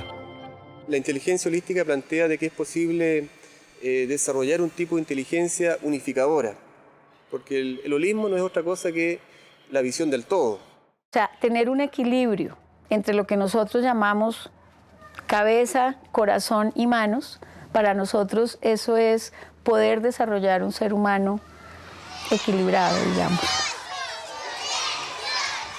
Y en última seguimos en la educación con lo mismo, fragmentando los espacios, aquí enseñamos ciencias, aquí enseñamos sociales, entonces eso no es educación integral. Imaginemos que los padres de María quieren que tenga una educación integral. Entonces la envían a un colegio trilingüe, donde tiene todo tipo de deportes, más de 10 asignaturas académicas, sala de informática, laboratorio. Realizan visitas académicas todos los meses, talleres de ajedrez, teatro, plástica, música, danza, patinaje, granja, karate, yoga y meditación. Tanto dentro como fuera de la escuela, la educación integral no tiene relación con la cantidad de recursos o materias, sino con un enfoque global. Porque funciona también con áreas integradas, no segmentadas como en la educación tradicional, en donde solo piensan en español o solo piensan en matemáticas, sino las matemáticas son historia y son lenguaje y son geografía al mismo tiempo, ¿no?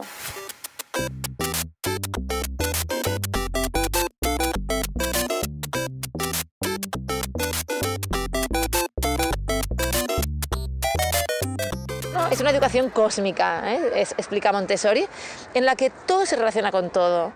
Entonces, si todo tiene relación con todo, yo puedo estar haciendo una cosa y aprendo de esta, y todo el tiempo estoy aprendiendo.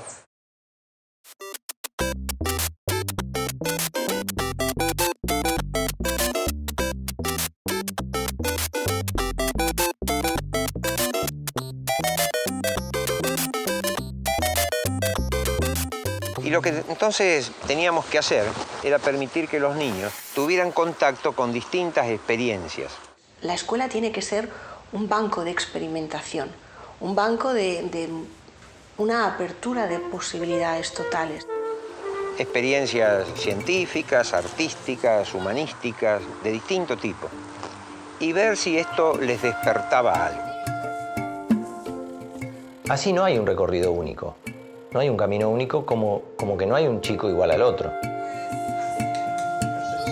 Si queremos que los niños sean creativos, tenemos, por un lado, que permitirles crear, que dejar que tengan actividades en las que puedan actuar de forma espontánea.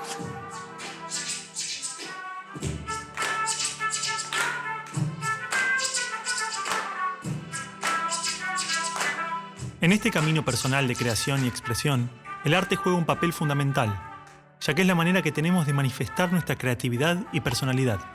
Desde este lugar, es imprescindible que nuestro concepto de arte sea lo más abierto y menos reglado posible.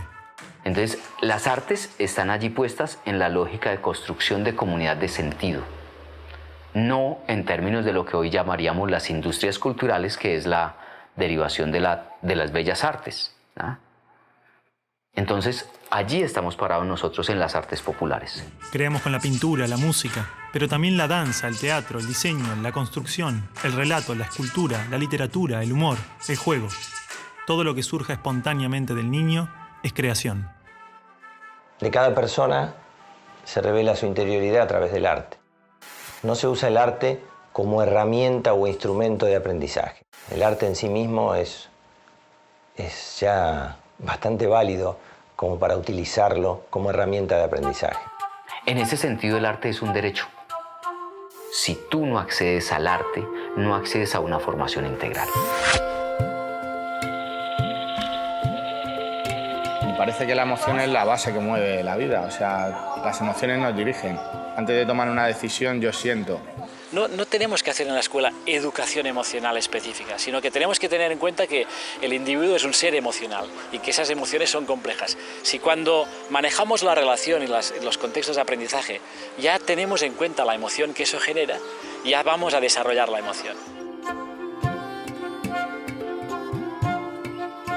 No hay ser humano que pueda vivir indiferente o abandonado. Necesitamos de amor, de cariño, de aceptación de los seres humanos. O sea, solamente habrá un adulto equilibrado y emocionalmente estable y saludable cuando haya sido atendido con mucho amor del niño. Y cuando le hayan tenido mucha paciencia y mucho cariño y sienta que le tuvieron cariño y le tuvieron paciencia. O sea, uno de los factores primordiales de aquí es la atención. El escuchar, el atender. Y más que una atención verbal, una atención física, una atención de sostener, de contener. No solamente en que ellos se sientan queridos, reconocidos, ¿sí? Sino también que ellos aprendan a expresar sus emociones. Al saber que sus emociones son respetadas, no tienen ningún problema de expresarlas.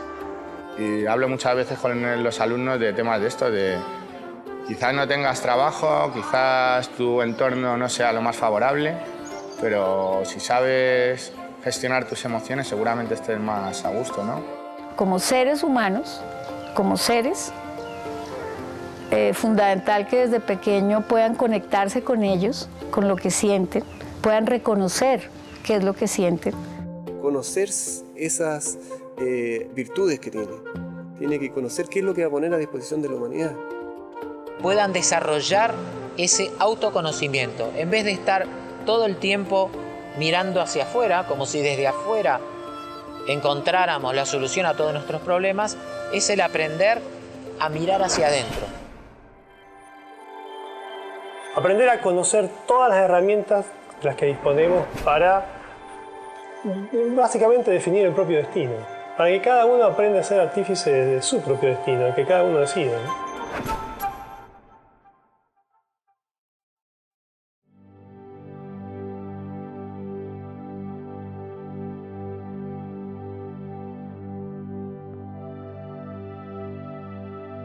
No queremos que te vayas en estos términos de la escuela. Yo tampoco me quiero ir en estos términos de la escuela, pero el discurso lo vamos a leer igual. Querido, dentro de poco vas a estar afuera, vas a tener que elegir una profesión, tomar decisiones, ser responsable. No puedes seguir jugando como un nene. Está bien.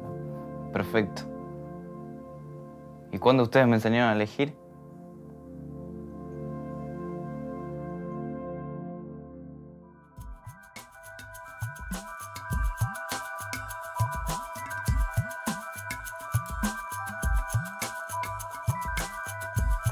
La vida está llena de opciones y hay que aprender a tomar opciones. Por eso la organización de todo el material educativo lleva a que los niños puedan tomar decisiones. Un ambiente que respete sus necesidades, que se pueda mover, que tenga una serie de materiales, que pueda descubrir, que pueda tocar, que pueda seguir sus propios impulsos, sin nadie que le pretenda enseñar. Donde los alumnos pueden elegir las materias que no quieren hacer, las que quieren hacer, donde pueden proponer actividades autogestionadas por ellos. Una escuela abierta, una escuela donde no había, el estudiante no tenía que rendir cuentas a nadie, donde cada quien podía ser sí mismo. Entonces, el que quiere entra aquí, el que quiere entra aquí. Entonces, niños de diferentes edades, por sus propios intereses, acceden a eso. La libertad de aprender lo que quieren aprender, de aprender a su tiempo y no aprender lo que no quieren aprender.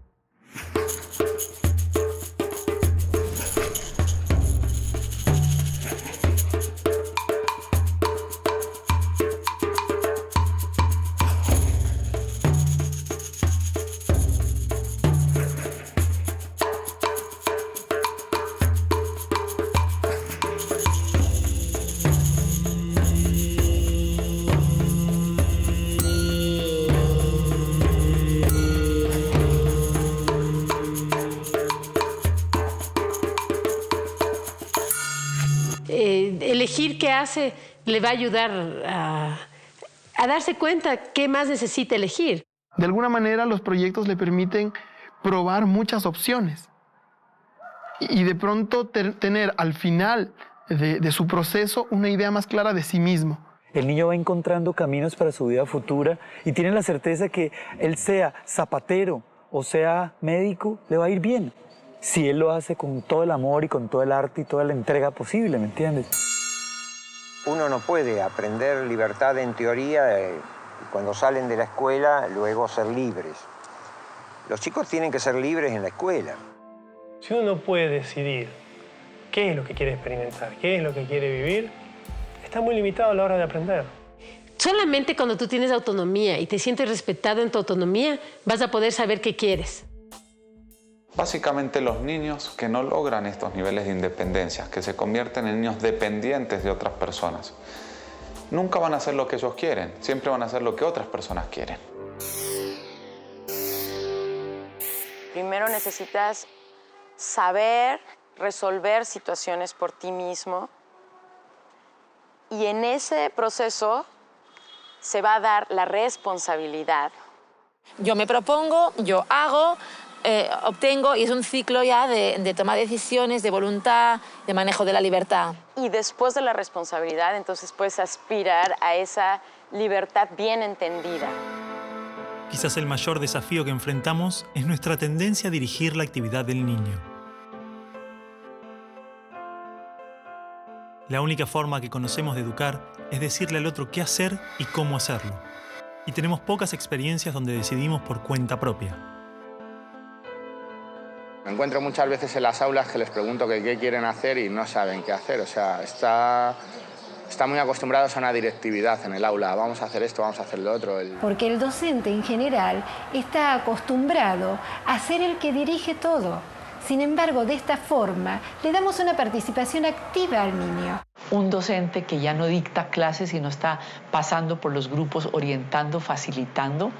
Los escucha y les da espacio para desenvolverse. El profesor hace las propuestas, no impone, sino que propone. No es que tú tengas la autoridad y él no la tiene. Se trata de sembrar en el alumno la idea de que él tiene que ser la autoridad en su propia vida.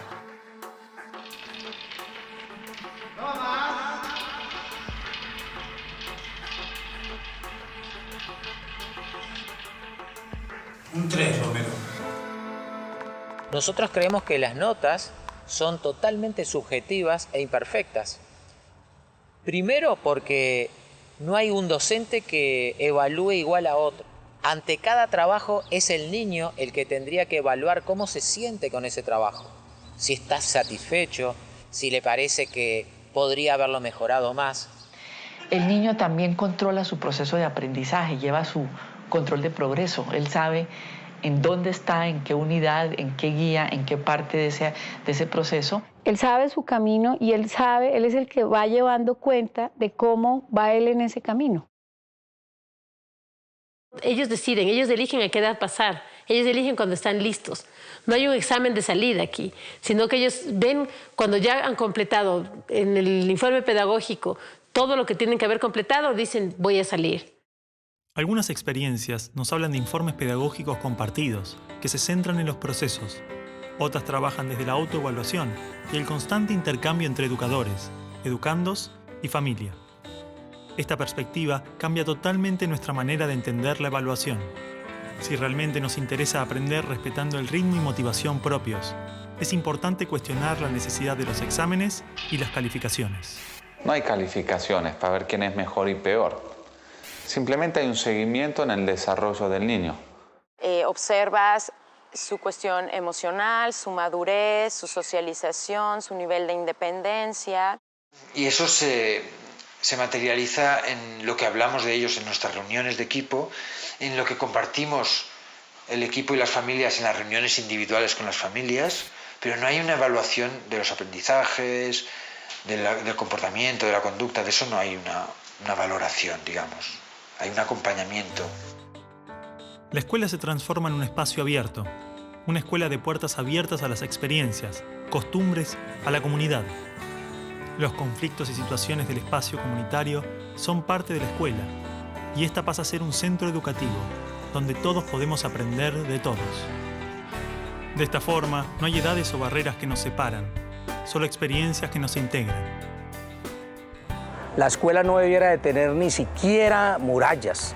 El sueño mío es toda una ciudad, o sea, la ciudad de los niños, en los cuales toda la ciudad se convierta en ambientes de aprendizaje lúdicos. Bueno, lo primero es que tú entras y sientes un ambiente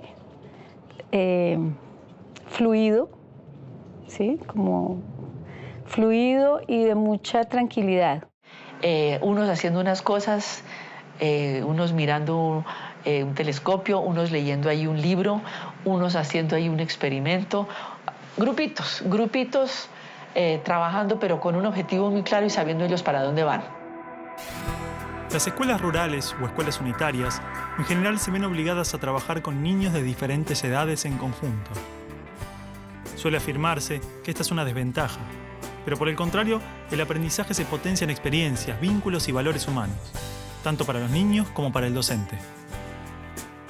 Suele suceder que estas escuelas alejadas y marginales tienen una formación integral difícil de encontrar en escuelas urbanas que insisten en separar a los niños por edades.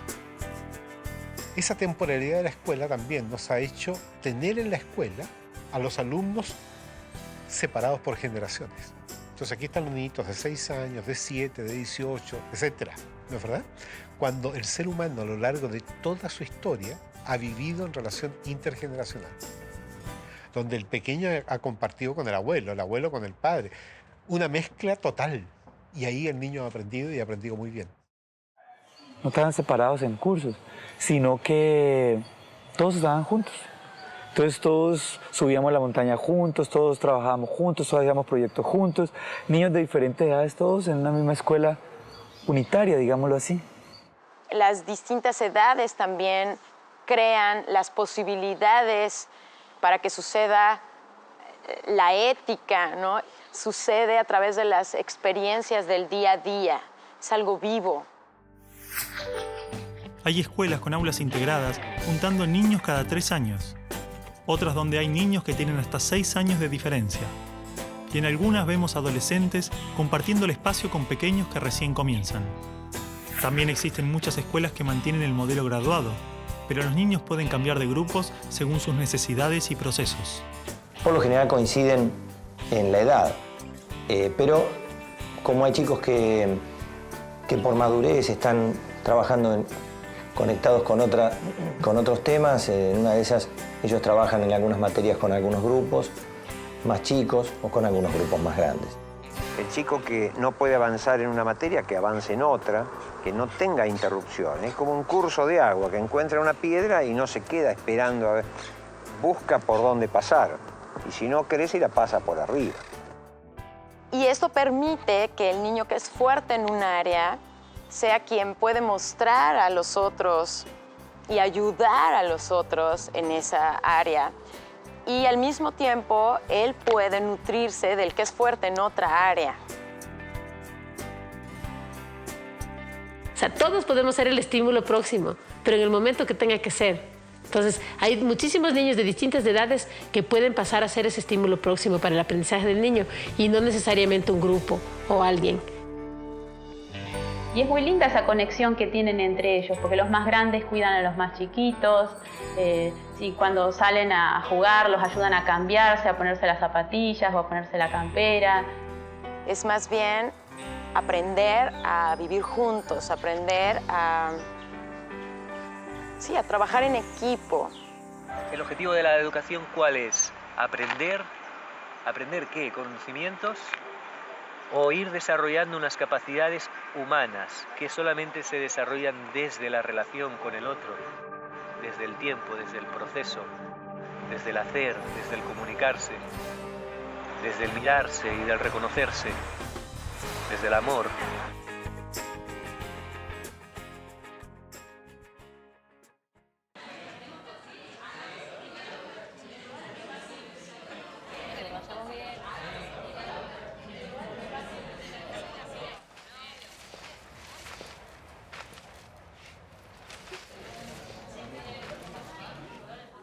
Ahora ya está, me cansé, voy y le pregunto a ver qué están haciendo. Ya fue.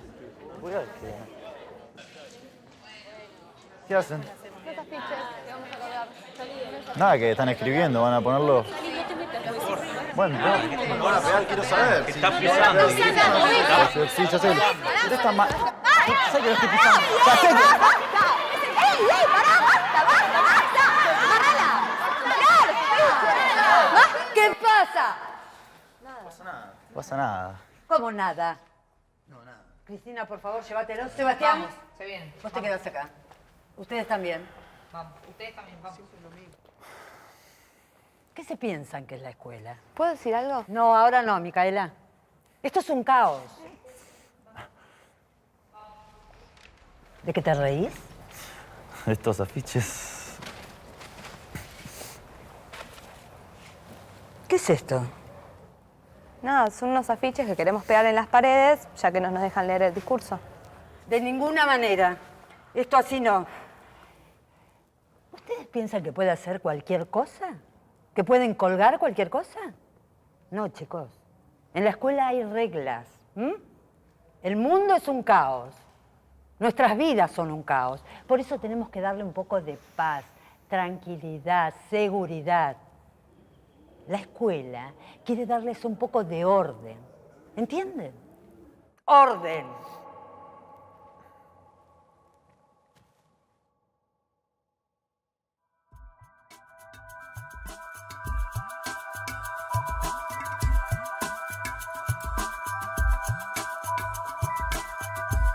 Siempre hay temor que la libertad y la falta de un sentido autoritario, más que autoridad, genere indisciplina, ¿no? Lo que pasa es que disciplina las escuelas lo han tomado como comportarse como yo quiero que se comporte. En realidad la disciplina es el aprendizaje de la conducta. Quiere decir que una persona disciplinada es una persona que aprende, que aprendió a manejar su conducta. Pero no externamente, sino que uno aprende a manejar su conducta. Podemos distinguir tres tipos de disciplina. Una disciplina autoritaria, normalmente con reglas establecidas por una autoridad que controla. Una disciplina funcional, donde las reglas derivan de experiencias reales, son modificadas y establecidas en grupo. Este tipo de disciplina es naturalmente establecida por la comunidad, ya que responde a la elección de todos. Y finalmente, una autodisciplina, donde cada persona es consciente de que construye su propia conducta. Ellos van aprendiendo el respeto de una manera viva y fácil. Cosa que si están todos sentados en sillas haciendo lo que les manda el adulto, ahí no hay aprendizaje de límites ni de respeto hacia el otro, simplemente hay obediencia. Básicamente, si tú les das a los niños que el límite es respetar a los demás, dejar trabajar, permitir trabajar, ellos entienden perfectamente que un comportamiento que impida el trabajo debe ser, esto no lo puedes hacer. Es decir, no hay que explicar nada en materia de convivencia. Vos no podés trabajar si el grupo de al lado está haciendo demasiado ruido, y viceversa. Y el tema está en que el niño empiece a hacerse cargo de las consecuencias que él mismo produce. Aquel ser que puede dominarse, que puede pensar, que puede reflexionar, realmente no necesita de un límite externo para poder conseguir lo que quiere. No podemos pretender que un joven pueda tomar decisiones conscientes sobre su vida, su entorno o su país si siempre decidimos por él cómo debe ir vestido a la escuela, qué debe aprender o qué hacer en su vida.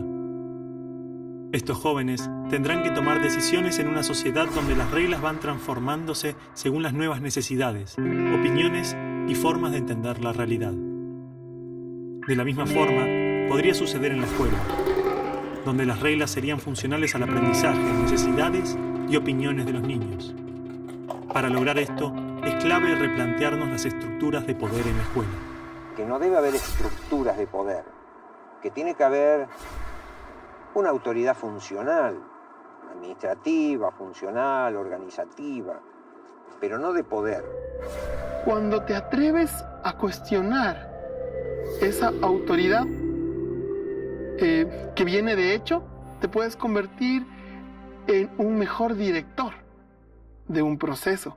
A veces les pedimos la opinión y en definitiva cabe preguntarse si vamos a tomar en cuenta esa opinión o no. Yo diría ver juntos. Tenemos una cuestión y decimos, bueno, vamos a verla juntos. ¿Y cuál es tu idea? No, vamos a ver juntos. No abordemos esto con mi idea, tu idea, ¿no? En la naturaleza lo que existe es la cooperación. Los organismos que cooperan con los otros son los que más sobreviven. Los organismos que creen que pueden vivir independientemente no sobreviven. Entonces algo muy importante es cómo comenzamos a construir mejores ciudadanos desde la escuela. El concepto de participación. Si no se aprende desde el aula, ya después es muy tarde. Porque son ellos mismos los que, a través de las conversaciones o los diálogos que se van generando en el colectivo, logran evidenciar qué es lo mínimo que necesitan para poder convivir en ese espacio comunitario. El coordinador sería el que coordina que el currículum se cumpla, pero todas las cosas pequeñitas de adentro de ese currículum lo elegimos entre todos. Los niños tienen que aprender a trabajar en grupo, a escuchar al otro, a aceptar ideas distintas aun cuando no estén de acuerdo y no usar la fuerza, a poder resolver conflictos, a tomar decisiones en grupo, a ponerse de acuerdo. Yo siento que los niños cuando están seguros y se sienten respetados, están en un espacio en armonía, en equilibrio, ellos por lo general no buscan romper el límite, sobre todo cuando ha sido y ha surgido desde ellos mismos como comunidad. Por ejemplo, si hay un problema, asamblea. En la asamblea se discute lo que pasa. Entonces, ya no se discute como que está contra el reglamento, que está bien, que está mal. Se discute la acción, se discute la sustentabilidad, se discute la interrelación. Aparte hay momentos durante el día en que hay reuniones, hay asambleas, hay, como se les quiera llamar, en que se toman una serie de decisiones colectivamente y en que los niños, que tienen la madurez necesaria para ello y el deseo de participar en ellas, participan. Y en la asamblea los facilitadores no tenemos voto. Los chicos tienen voz y voto y nosotros solo tenemos voz. Entonces participamos en la asamblea, pero los que deciden son ellos. Algunas experiencias conforman gobiernos estudiantiles con estructuras muy complejas. Otros tienen asambleas semanales desde la primaria y hasta espacios de reflexión que atienden las necesidades y conflictos que surjan. En todos, los niños toman decisiones sobre su realidad, las reglas, la forma de vestir, los roles que se asignan entre ellos, propuestas educativas, proyectos curriculares y en algunos casos hasta deciden quiénes conformarán el equipo de maestros. Es perder el miedo, atreverse a equilibrar un poco más la balanza y confiar en que los niños y los adolescentes tienen mucho que decir. Todo se da en un cierto caos y sin embargo ese caos es un caos constructivo donde reina una buena vinculación entre las personas. Trabajamos en ruedas, sentados en almohadones o en alfombritas en el piso. Un poco como el sentido que tenía antiguamente la ronda, ¿no? De que es un espacio en el que todos somos iguales, todos estamos a la misma distancia, nos podemos ver todos. Pues aquí los niños sobre cada objetivo de aprendizaje están dialogando, reflexionando solos, en pareja y en grupo. Se aprenden a ayudar, se aprenden a cuidar como una forma de vida. Entonces, hay una pelea entre dos niños. A ver, pasó esto con él, pero ¿y cuál fue tu parte ahí? ¿Sí? Es como reconocer que uno también tiene que ver en una relación. Mediar para que entre ellos puedan hacer ese trabajo y cada uno hacerse responsable de su parte en el conflicto. Comprender que el otro, tanto como yo, pues cree que está en lo cierto. Y bueno, desde ahí, ¿cómo nos podemos entender, ¿no? Va a ser un ser que propicie la conversación, el intercambio y el afecto con el otro por construir un vínculo que les sirva para toda la vida, a ambos. Gran parte de estas experiencias, ya sean dentro o fuera de las escuelas, se ven obligadas a funcionar al margen del sistema, siendo negadas y excluidas. En algunos casos, los niños pueden rendir exámenes libres para justificar su aprendizaje, y en otros no se les permite obtener una validación de sus conocimientos. ¿Es realmente necesario que un papel nos diga que sabemos? ¿Acaso un título es prueba de que hemos terminado con éxito nuestra educación? ¿Acaso hay una educación que finalice o sea exitosa? Que no tiene que ver con un aprender que 2 más 2 es 4. Tiene que ver con el poder descubrir tu vocación, tu misión en la vida. Cuando tú eso lo tienes claro, puedes cerrar los ojos, respiras profundo y sabes por dónde ir. La educación no termina nunca, porque la esencia de la nueva educación es la autoeducación. Y el proceso final es que el propio alumno se convierte en un maestro. Y él aprende, de su propio interior aprende. Y también aprende del exterior. Se forma un flujo en el que la educación se convierte en un entrar y salir de dentro, ¿no? El alumno no solamente es alguien que recibe, sino que se convierte en una fuente. Entonces, aquella idea que nos vendieron en la escuela de que estudie para que tenga algo y sea alguien en la vida, la idea de estudie para que ascienda, la idea de la educación como la única vía de ascenso socioeconómico, no es tan cierta. Hace pocas décadas surgió una corriente crítica hacia la escolarización. Educadores, pedagogos, sociólogos reivindicaban la educación fuera de las instituciones, en el ámbito familiar y social. De estas críticas surgen las prácticas de la educación en casa, educación sin escuela, y con el paso del tiempo comenzaron a pensarse formas de autoeducación, redes de formación autodidacta y educación entre pares. Tratamos que aprendan en la vida cotidiana. Viajan con nosotros, van a diversas actividades con nosotros, de esas que se llaman laborales, donde muchas veces están, o la mayoría de veces están excluidos los niños y las niñas. Y unas ganancias que son bastante potentes en términos de autodescubrimiento, de reconquista de la autonomía, de seguridad personal. Yo lo veo mucho más seguro de lo que quiere, que explora mucho más, que estudia porque le gusta aprender. Y consideramos que el tipo de educación sin escuela que nosotros hacemos es un tipo de educación que podríamos denominar de autoaprendizaje colaborativo o de aprendizaje autodirigido o de aprendizaje libre. Desde luego, hay tantas formas de educación en casa o educación sin escuela como familias que la practican. Desde experiencias realizadas por educadores y académicos hasta familias con creencias religiosas y pueblos con culturas marginales. Estas experiencias enriquecen la diversidad educativa y las formas de entender el aprendizaje. Pero para eso es necesario que todas ellas puedan existir, sean libres. Yo creo que no hay que obligar, la libertad no se puede obligar, pero sí se pueden abrir espacios para ella, de tal manera que sean legítimos. Y si la mitad de una nación quiere la educación estatal, bien, que la tenga. Pero si la otra mitad quiere, no sé, 30 pedagogías distintas, que sea. Un nuevo paradigma educativo debería ser escenarios donde cada uno pudiera experimentar y descubrir las cosas que les gustan y luego desarrollarlas. De ahí mi propuesta, que lo que tenemos que hacer es desescolarizar la escuela, vale decir, quitarle a la escuela todo lo que tiene de escolar. Esto significa que le tenemos que quitar a la escuela todo lo que impide que los estudiantes aprendan. No necesariamente tiene que estar en escuelas. Esto podría estar en, no sé, en clubes, en vecinales, en organizaciones barriales, en las plazas. Es decir, es ilimitado los lugares donde podemos llegar a poner esto en funcionamiento. Son adolescentes. Por favor, no hay que darle más crédito a esto. Yo a los 18 también quería cambiar el mundo, pero no se les puede dar... No me parece que sea tan así. Me parece que la crítica de los chicos está bien. Es una crítica al sistema educativo, no lo tomemos como algo personal, pido por favor. Perdón, pero yo tengo que tomar una determinación. ¿Los dejamos leer el discurso o no? Mira, Alicia, yo te digo una cosa. Si vos los dejás, vas a perder autoridad. No pueden hacer lo que quieren, ¿no? Igual con el tiempo, los chicos se olvidan. Yo después hablo con ellos y les explico por qué no lo pueden leer. No, es que no es así. A ver, el tema no es si los dejamos leer o no el texto. Me parece que tenemos que pensar si le estamos dando o no importancia a lo que dicen. Es profundo lo que están diciendo, no es cualquier cosa. Mira, yo comparto totalmente con vos. Porque todos hemos leído este trabajo. Y acá lo que piden los chicos es que haya un cambio en la educación, un crecimiento. Me parece que si somos capaces de revertir estas posturas nuestras diarias, de todos los días, entonces los chicos nos van a tomar más en serio.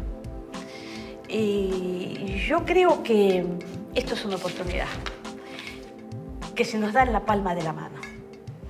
Si no la podemos ver, tal vez sea porque nos estamos subestimando un poco.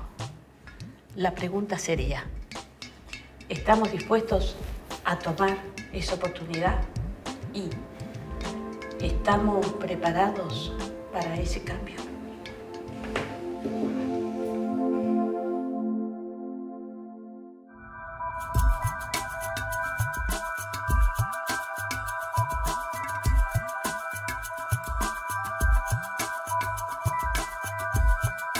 Ya no va el gran maestro a dar la gran clase magistral. Está simplemente acompañando un proceso de aprendizaje con un grupo de personas que no saben más o menos que él. Sí, o sea, el maestro debe entender que es un guía. Debe entender que va sembrando, que va guiando, que va poniendo oportunidades y excusas para que el niño explore, trabaje y se sienta motivado e interesado. Por lo tanto, a mi modo de ver, el término educación es confuso y parte desde un lugar arrogante. Por ejemplo, educación viene de educere. Educere significa sacar. Si yo soy profesor, quiero que el niño saque algo, saque lo mejor de sí. Pero eso incluso es arrogante, porque es un poco violento que tú saques lo mejor de ti, que yo te haga sacar lo mejor de ti con mis educación.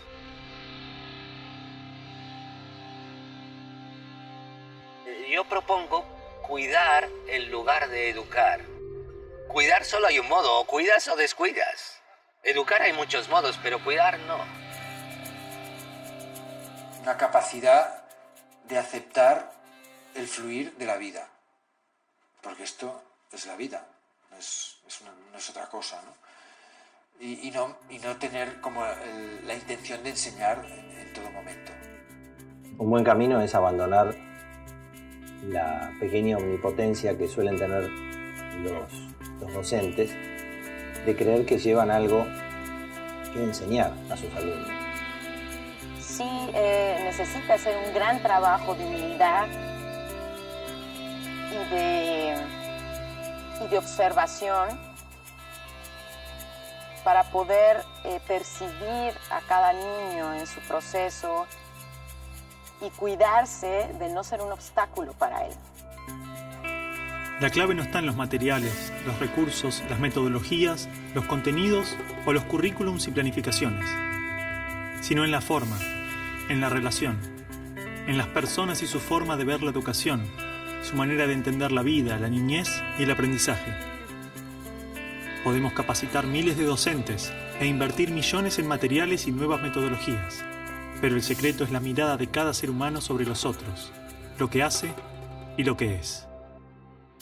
¿Vale? Es abrir ese corazón puro, externo que uno tiene y hablar con claridad. Eso es lo único que necesitan los niños y a partir de ahí es la comunicación. Todo lo que ellos ven que tú eres a través de la verdad, ellos lo escuchan. Un docente que no cambia su actitud, que no cree en lo que va a hacer, es muy difícil que tenga resultados.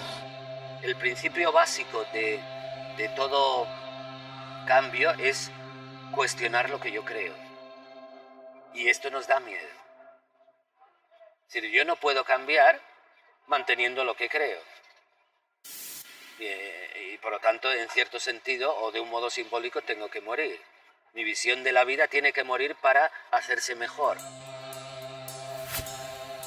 El aprendizaje es una continua transformación y difícilmente podremos acompañar y colaborar en el aprendizaje ajeno si no aprendemos por cuenta propia, si no nos enfrentamos al cambio interno, a nuestra historia personal, a lo que nos condiciona.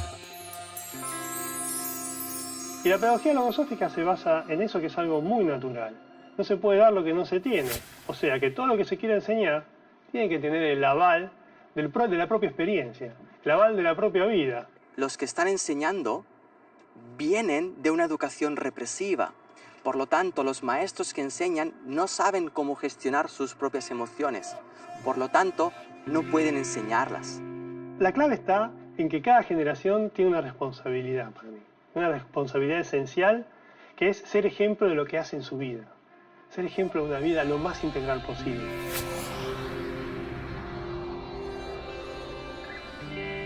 Es como que los educadores cuando estudian los van convenciendo de que la educación es así, ¿no?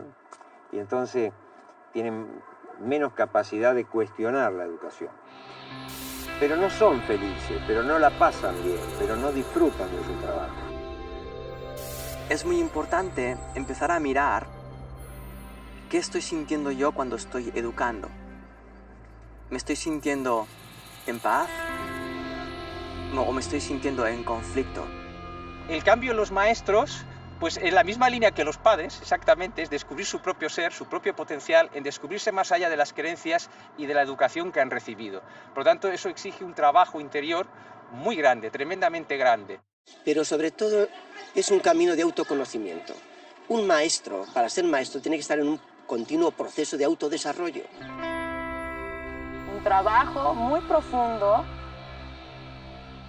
de sensibilidad, de conciencia, de armonía, de alegría, ¿no? Para atreverte a llamar maestro. Porque si el docente sigue temiendo el mañana, si el docente sigue dudando de sus capacidades, no lo va a poder orientar al chico. Si realmente en la educación no eres feliz, no estás educando. Entonces el docente también tiene que amar todo lo que ha vivido hasta ahora para precisamente darle la vuelta y transformarlo. Cuando vos estuviste realmente conectado con los chicos, salís de esas clases como rejuvenecido, lejos de irte de la escuela cansado, te vas con un montón de energía. Mucha gente que quiera ser maestro porque le dé ganas de jugar, que quiera ser maestro porque le dé ganas de abrazar, que quiera ser maestro porque le dé ganas de aprender de los chicos. Yo pienso que realmente ser maestro es un privilegio en esta vida, porque es como meterte en la fragua todos los días. Salís transformado, aunque tenés que estar muy, muy ciego para no aprovechar esa oportunidad de crecimiento que tenés. Porque es el contacto con la vida misma, es como estar como en la naturaleza en su estado más puro. ¿Cómo puede un docente transmitir felicidad y realización personal si el sistema mismo lo considera un número? Lo que la escuela hace con los niños, también lo hace con los maestros, a través de sus premios y castigos, puntuaciones, limitaciones, su burocracia.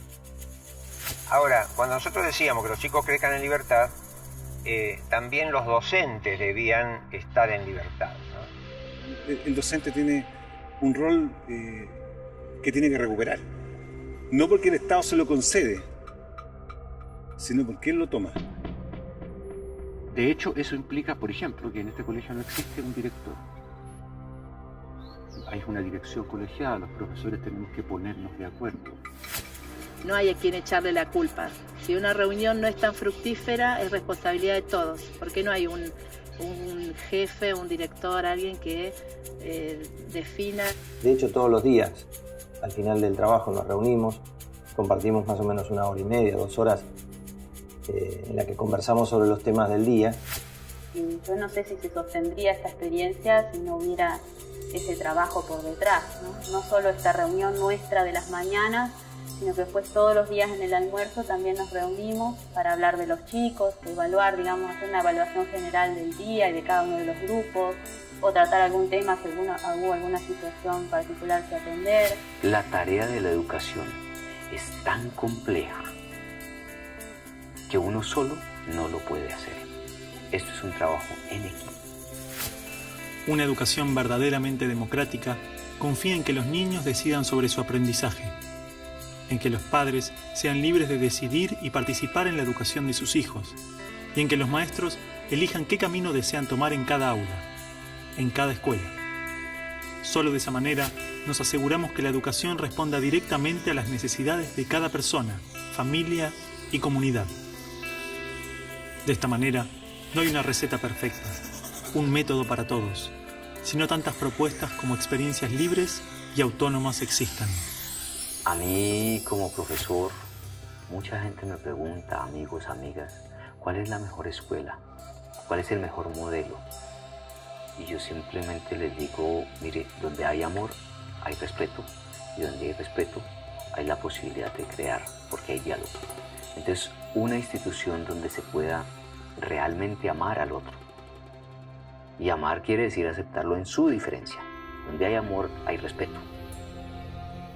Muchas de estas propuestas pedagógicas iniciaron allí y desde allí construyeron una discursividad muy coherente. Pero a mi modo de ver cometieron el error que es muy común en nosotros los seres humanos. Creyeron que habían encontrado la verdad.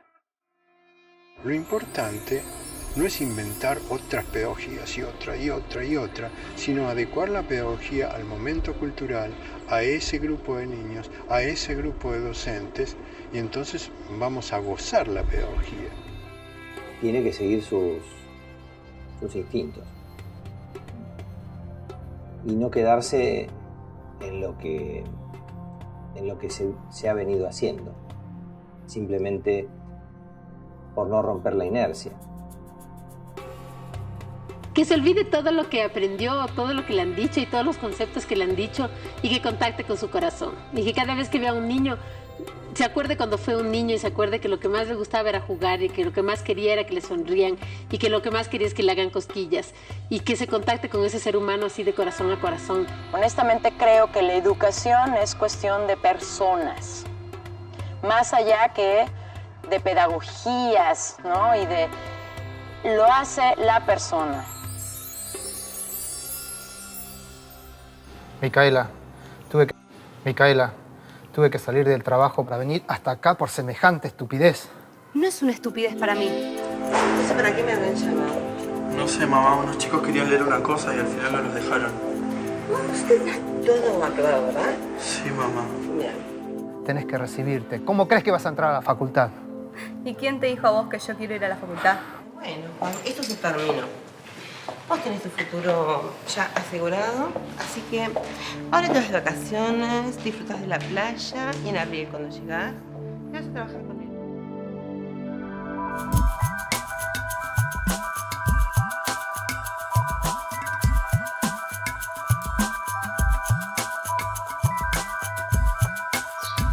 La familia es todo, es de donde venimos, es el principio de todo, el lugar que nos acoge. La familia es importantísimo.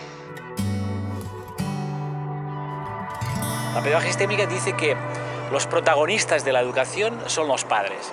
Entonces, una escuela que esté poco vinculada con las familias es una escuela que tiende a cerrarse en sí misma y por tanto a reproducir mecanismos de relación y de aprendizaje que seguramente están desvinculados de la realidad de cada uno de los alumnos. Sin la implicación de los padres y de las familias en general, no puede haber proyecto. La familia no es culpable de los malos resultados escolares, como lo dice la escuela. La familia es la responsable de toda la vida de la persona que está criando. Es determinante en la formación del ser humano. Porque tú puedes hacer todo el trabajo de sensibilización, de respeto, de reconocimiento del otro, pero si llega ese chico a la casa y el padre apenas lo ve, lo desconoce, y cuando lo reconoces para regañarlo, para gritarlo, para mandarlo, ¿cómo qué le va quedando al niño? Antiguamente, los niños aprendían en sus hogares, trabajando con sus padres, de sus quehaceres diarios, del día a día. Todo lo aprendían de compartir con sus padres y la comunidad. La escuela debía acompañar ese proceso. Pero muchas familias han perdido esta confianza en sí mismas. La confianza en que su propio instinto puede decirles cómo criar y educar a un niño. Como lo hemos hecho miles de años.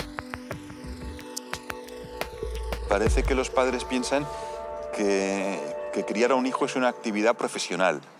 Es decir, que yo para criar a mi propio hijo debería estudiar, debería esforzarme y que como al fin y al cabo probablemente no lo acabaré de hacer bien por mucho que me esfuerce, pues lo mejor es que ya directamente le deje al niño a un profesional, a un pedagogo, a un pediatra, a un psicólogo, que ellos sí que saben de cuidar hijos, y no es así. Los únicos que pueden criar bien a los hijos son los padres. sea, los niños es una oportunidad inmensa, es un regalo. Sinceramente es un regalo. Y es triste que normalmente en el mundo desarrollado lo que solemos hacer es apartarlos. Los llevamos a la escuela pronto. Hay madres y padres que ven al niño 1 hora al día.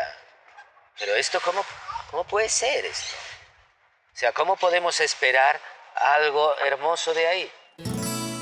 A ver, los niños necesitan estar con sus padres. Un niño establece un vínculo afectivo muy fuerte con una persona que habitualmente es su madre y lo pasa muy mal cuando se separa de esa persona. Lo pasa tanto peor cuanto más pequeño es y cuantas más horas seguidas está separado de esa persona. Ve que los papás les hemos aparcado ahí para que mientras nosotros estamos haciendo cosas interesantes o estamos trabajando, o sea, ellos están ahí encerrados para que no den el peñazo. Y esa es muchas veces la sensación que ellos tienen y no entienden para qué aprender todo aquello. Esto incluso las guarderías, digamos, de categoría no han hecho absolutamente nada bueno. Es una cosa separar al hijo de la madre tan pronto. Esto, ¿qué estudio defiende esto? Esto en fin, no hay nada que defienda esto. Nosotros debemos de estar con nuestra familia. Las escuelas no tienen sentido ahí. Nosotros debemos de estar con nuestros amigos jugando, con nuestras pandillas, entre comillas, aprendiendo a conocer el mundo. La presión social, las extensas jornadas laborales, la necesidad de no sentirnos excluidos, nos obliga día a día a tomar decisiones sin preguntarnos realmente si son lógicas o coherentes para nosotros, sin pensar cómo nos sentimos. Es decir, yo creo que los niños son el reflejo de la sociedad que vivimos y si están bien cuidados, se nota. Y esta sociedad no cuida a los niños porque tampoco se cuida a sí misma. Ellos son nuestro espejo. Cuando un niño vuelve de la escuela a casa, la pregunta que los padres hacen es ¿qué hiciste? ¿Y cómo te fue? ¿Y qué aprendiste? Pero la pregunta que normalmente nunca hacemos es ¿cómo te sentiste hoy en la escuela? La idea más revolucionaria que existe es intentar que las personas sean felices. Cuando una persona es feliz, tiene ganas de compartir esa felicidad con el otro, tiene ganas de compartir ese amor con el otro y tiene ganas de ayudar y cooperar con el otro. Pero para eso una persona tiene que estar bien consigo misma. Si yo le estoy diciendo a mi hijo, sé feliz, pero yo estoy resentido porque mis padres no me enseñaron esto, mi hijo no podrá aprender realmente lo que es ser feliz porque yo no se lo estaré demostrando. Cuando una persona está bien consigo misma cuando es capaz de tomar a su padre y a su madre y decir, sí, este es mi padre y este es mi madre. A pesar de todo lo que pasó, yo estoy en paz con mi pasado. Yo no estoy en lucha contra nada, ni quiero defender ni demostrar nada a nadie. No tengo que construir ningún tipo de identidad falsa. Soy maestro, soy psicólogo, soy tal. No, yo simplemente soy. Que intenten recordar al niño pequeño que ellos fueron y que recuerden que lo que era más importante para ellos era ver en los ojos de sus padres amor incondicional, aceptación total.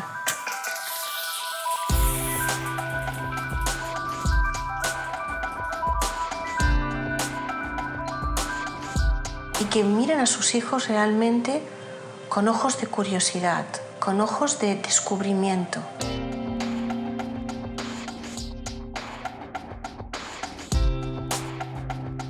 Y que no solo descubran al niño, sino que también descubran al mundo a través de los ojos, de las manos.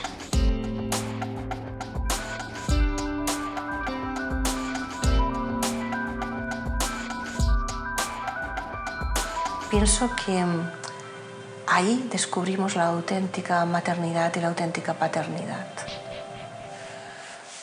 Pues yo les diría que miren a sus hijos, o si no tienen hijos, que miren a los niños, que observen un rato a los niños desde el corazón. Y con eso es suficiente para decidir. Entonces usted dele lo que más pueda de atención. Juegue, revuélquese con él, participe con él lo que más pueda. Hágale que él participe en sus tareas, aprenda de las cosas de la casa, pero a su voluntad y como un juego.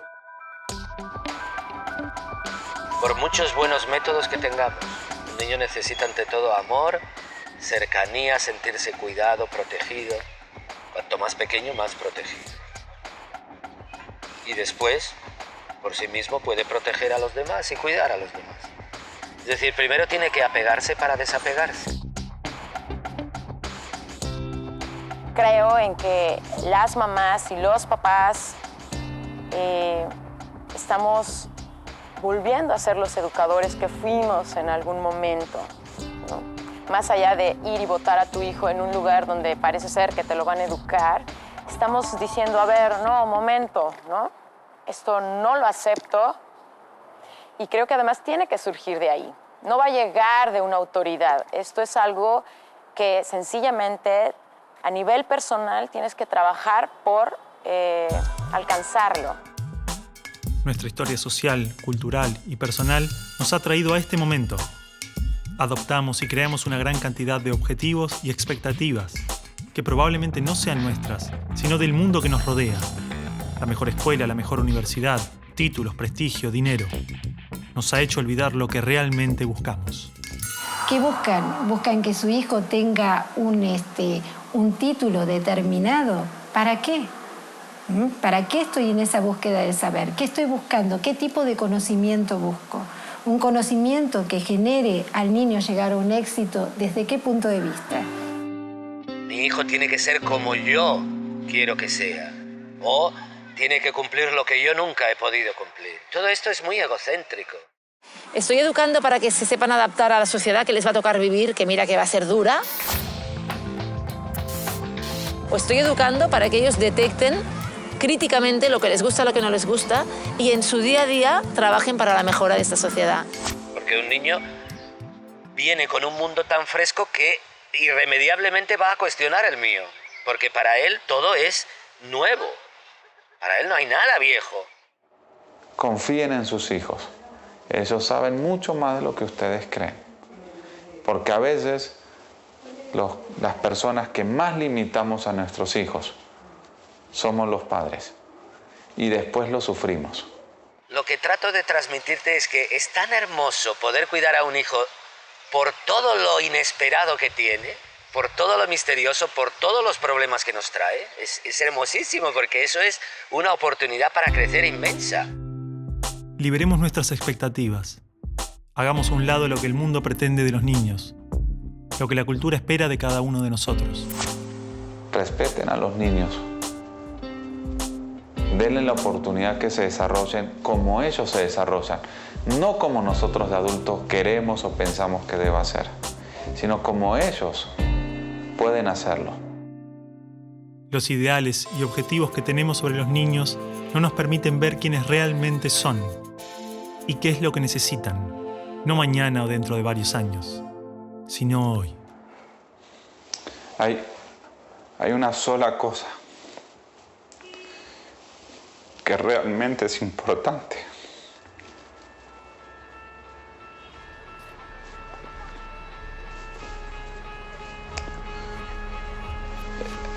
Es el amor que nosotros le podamos dar a los niños. Si queremos una sociedad diferente,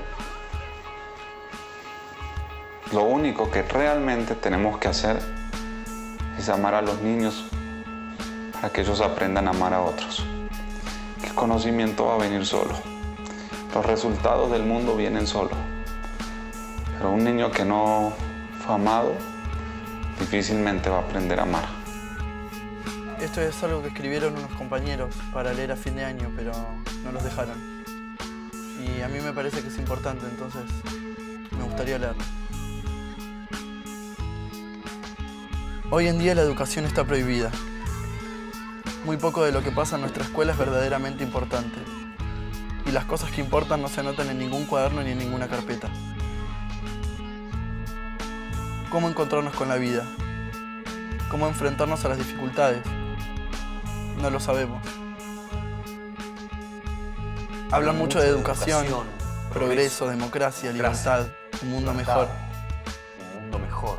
Pero nada de eso pasa en el aula. Nada de eso pasa en el aula. Nos enseñan a estar lejos unos de otros y a competir por cosas que no tienen valor. Padres y maestros no nos escuchan. No nos preguntan nunca qué opinamos. No tienen idea de qué sentimos, qué pensamos o qué queremos hacer. ¿No sería maravilloso que podamos elegir día a día ir a la escuela? Que sea elección nuestra, no de nuestros padres. Que la escuela sea un lugar hermoso, donde disfrutar, donde jugar, donde ser libres, donde elegir qué aprender y cómo aprenderlo. Existen multitud de experiencias que se han animado a transformar las estructuras de la escuela. Experiencias de educadores que se atrevieron a pensar la escuela desde otros lugares. Muchas de ellas se han convertido en métodos formales, otras trabajan desde espacios comunitarios y populares. Algunas han elegido continuar la experiencia en forma privada y muchos otros lo hacen dentro de las aulas de la escuela pública. Estos ejemplos son prueba viva de que los esquemas tradicionales de la escuela pueden ser reinterpretados y alterados. Hay experiencias en toda clase y grupo social donde han habido educadores con intención de cambiar. Educación activa, popular, libertaria, cooperativa, libre, ecológica, democrática, holística, étnica, educación sin escuela, educación en casa. En mayor o menor medida, todas estas experiencias apuestan a pensar en el aprendizaje como un continuo crecimiento, como el intercambio vivo entre el individuo, sus pares, su entorno y su comunidad. Una educación viva. Enseñarnos que las cosas pueden ser distintas. Ese es el ejemplo que nos tienen que dar. Sus expectativas son suyas, no son nuestras. Y mientras las sigan teniendo, vamos a seguir fallando. Esta película expone una parte de las ideas que encontramos. Hemos visitado algunas de todas las experiencias que existen y solo unas pocas las conocimos en profundidad. No existe una sola forma, no existe el mejor modelo. La verdadera diversidad existe cuando se respeta y experimenta la diversidad en todas sus dimensiones. Todas estas experiencias son valiosas porque son el fruto de personas que dedicaron su vida al aprendizaje. Existen desencuentros y coincidencias, pero no cabe duda de que todos aportan al mejoramiento de la educación. Necesitamos que sus ideas y prácticas salgan a la luz, poder conocer sus aportes, historias, riquezas y limitaciones, compartir recursos, intercambiar visiones y construir juntos un nuevo paradigma educativo. Por todo esto decimos basta. Basta de decidir por nosotros. Basta de calificarnos, basta de imponernos. Ni las ciencias, ni los exámenes, ni los títulos nos definen. Acá estamos para eso, para hablar, para compartir nuestras ideas. Aprender que las cosas se pueden cambiar. Nosotros vamos a decidir qué queremos ser, hacer, sentir o pensar. Hoy más que nunca, existen los recursos para que estas experiencias se multipliquen y diversifiquen. Existe la posibilidad de que la escuela se reencuentre con la educación, que sea un espacio construido y gestionado por toda la comunidad, que responda a las necesidades de las personas y su entorno. Creemos que la educación está prohibida, no por culpa de las familias, no por culpa de los chicos, no por culpa de los docentes. La educación la prohibimos todos. Cada vez que elegís mirar para otro lado en vez de escuchar. Cada vez que elegimos la meta en lugar del trayecto. Cada vez que dejamos todo igual en lugar de probar algo nuevo. Esta película es una invitación a encontrarnos con la educación más allá de los muros de la escuela que todos conocemos. Una invitación a pensar otras formas de aprendizaje, a conversar y debatir acerca de nuestras prácticas escolares y educativas. Seas docente. Seas alumno. Seas padre. Seas quien seas. Ayúdanos. La educación tiene que avanzar. Tiene que crecer. Tiene que cambiar. Encontrarnos con los otros, conocer y explorar sus experiencias, intercambiar ideas y llevarlas a nuestra realidad. Esa es nuestra propuesta y empieza hoy mismo.